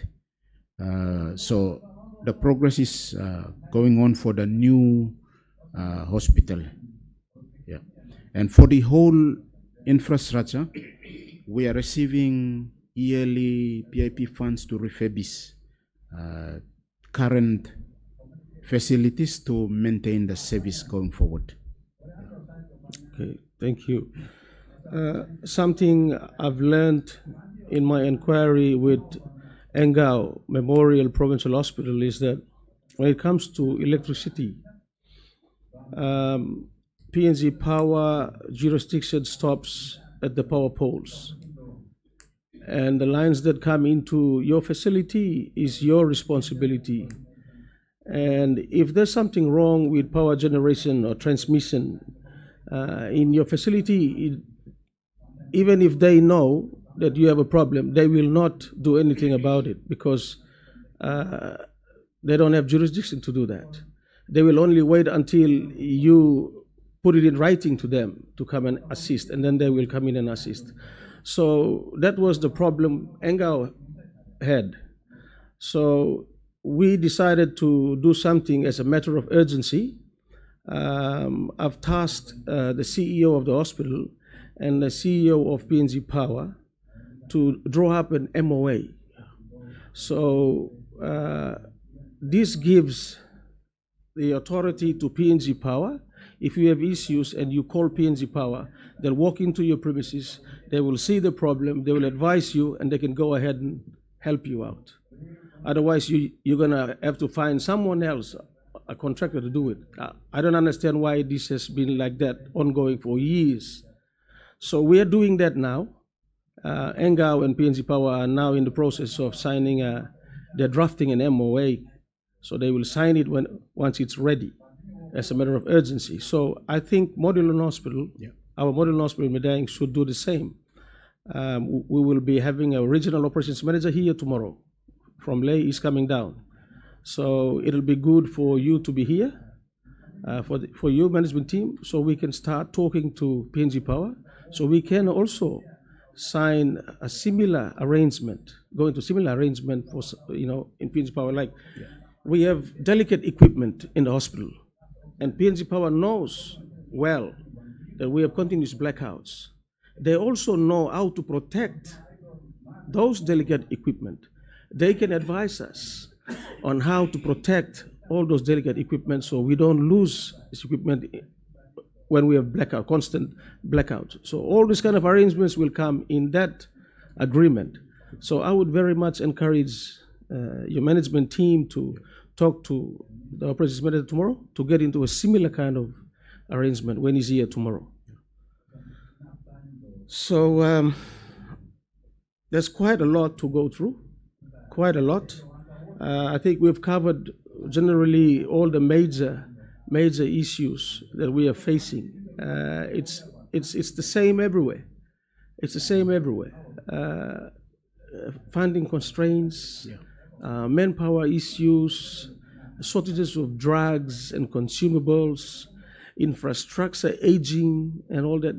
They're all similar matters. But for me personally, I'm of the opinion that we've created this policy. It's a good policy, but we have to fully give this power to the PHAs. Like right now, Waigani is holding on to some powers, and they give you some powers. So if we have to make this work, we have to give you all the powers. We have to give you powers of recruitment. We have to give you powers of procurement and distribution of drugs, and several other powers that Waigani is still holding on to. So in my personal opinion, as a chairman of Permanent Parliamentary Committee on Health Matters, that will be my recommendation, to release all powers to PHAs and let them operate independently. And the health department, you are just there to monitor. Just monitor and guide. So I've started from Engau and here, and next year I'll be moving on to other PHAs to get all their support. So the policy is good, but we need to improve the policy and make it work better for all of us. Any last comments from the management team before we close? Yes, Corporate Affairs Director. Thank you very much. You will make a commitment to the National Department of Health to allow us to access the 15 million kina. Similarly, we have a 10 million kina still at the Treasury, and this is almost towards the mid of November. So can that money be released to us in this quarter so that we can already carry out some of the outstanding important activities in the hospital and in the district? And particularly from the district, we have a 7.9 million kina L functional grant. To date, we have only received 1 million kina. We would want that 6 million to be released immediately so that we can support our districts. 6 million kina outstanding from what? L function grant. They haven't given that money to us. That's our budget, and it should be released in this quarter. Thank you. Thank you for raising those matters. I cannot promise you anything. This is all to do with the cash flow and the economy situation of the country. I'll just have to do some finding out from the department if those monies are still sitting with, if the warrants are being released, if those monies are sitting with Treasury, or are they already parked with the health department. That's all I can do. I'll have to find out. But whatever monies that we already have sitting in the trust account, and for some reason, God knows what, we're not using it, I'm going to make it my business to get the minister to order us to use those monies without any further delays. Ladies and gentlemen, thank you very much. Thank you for your time. It is 2:50, 10 minutes to 3. I'm going to suspend this inquiry until tomorrow morning at 10 o'clock. Thank you. Thank you.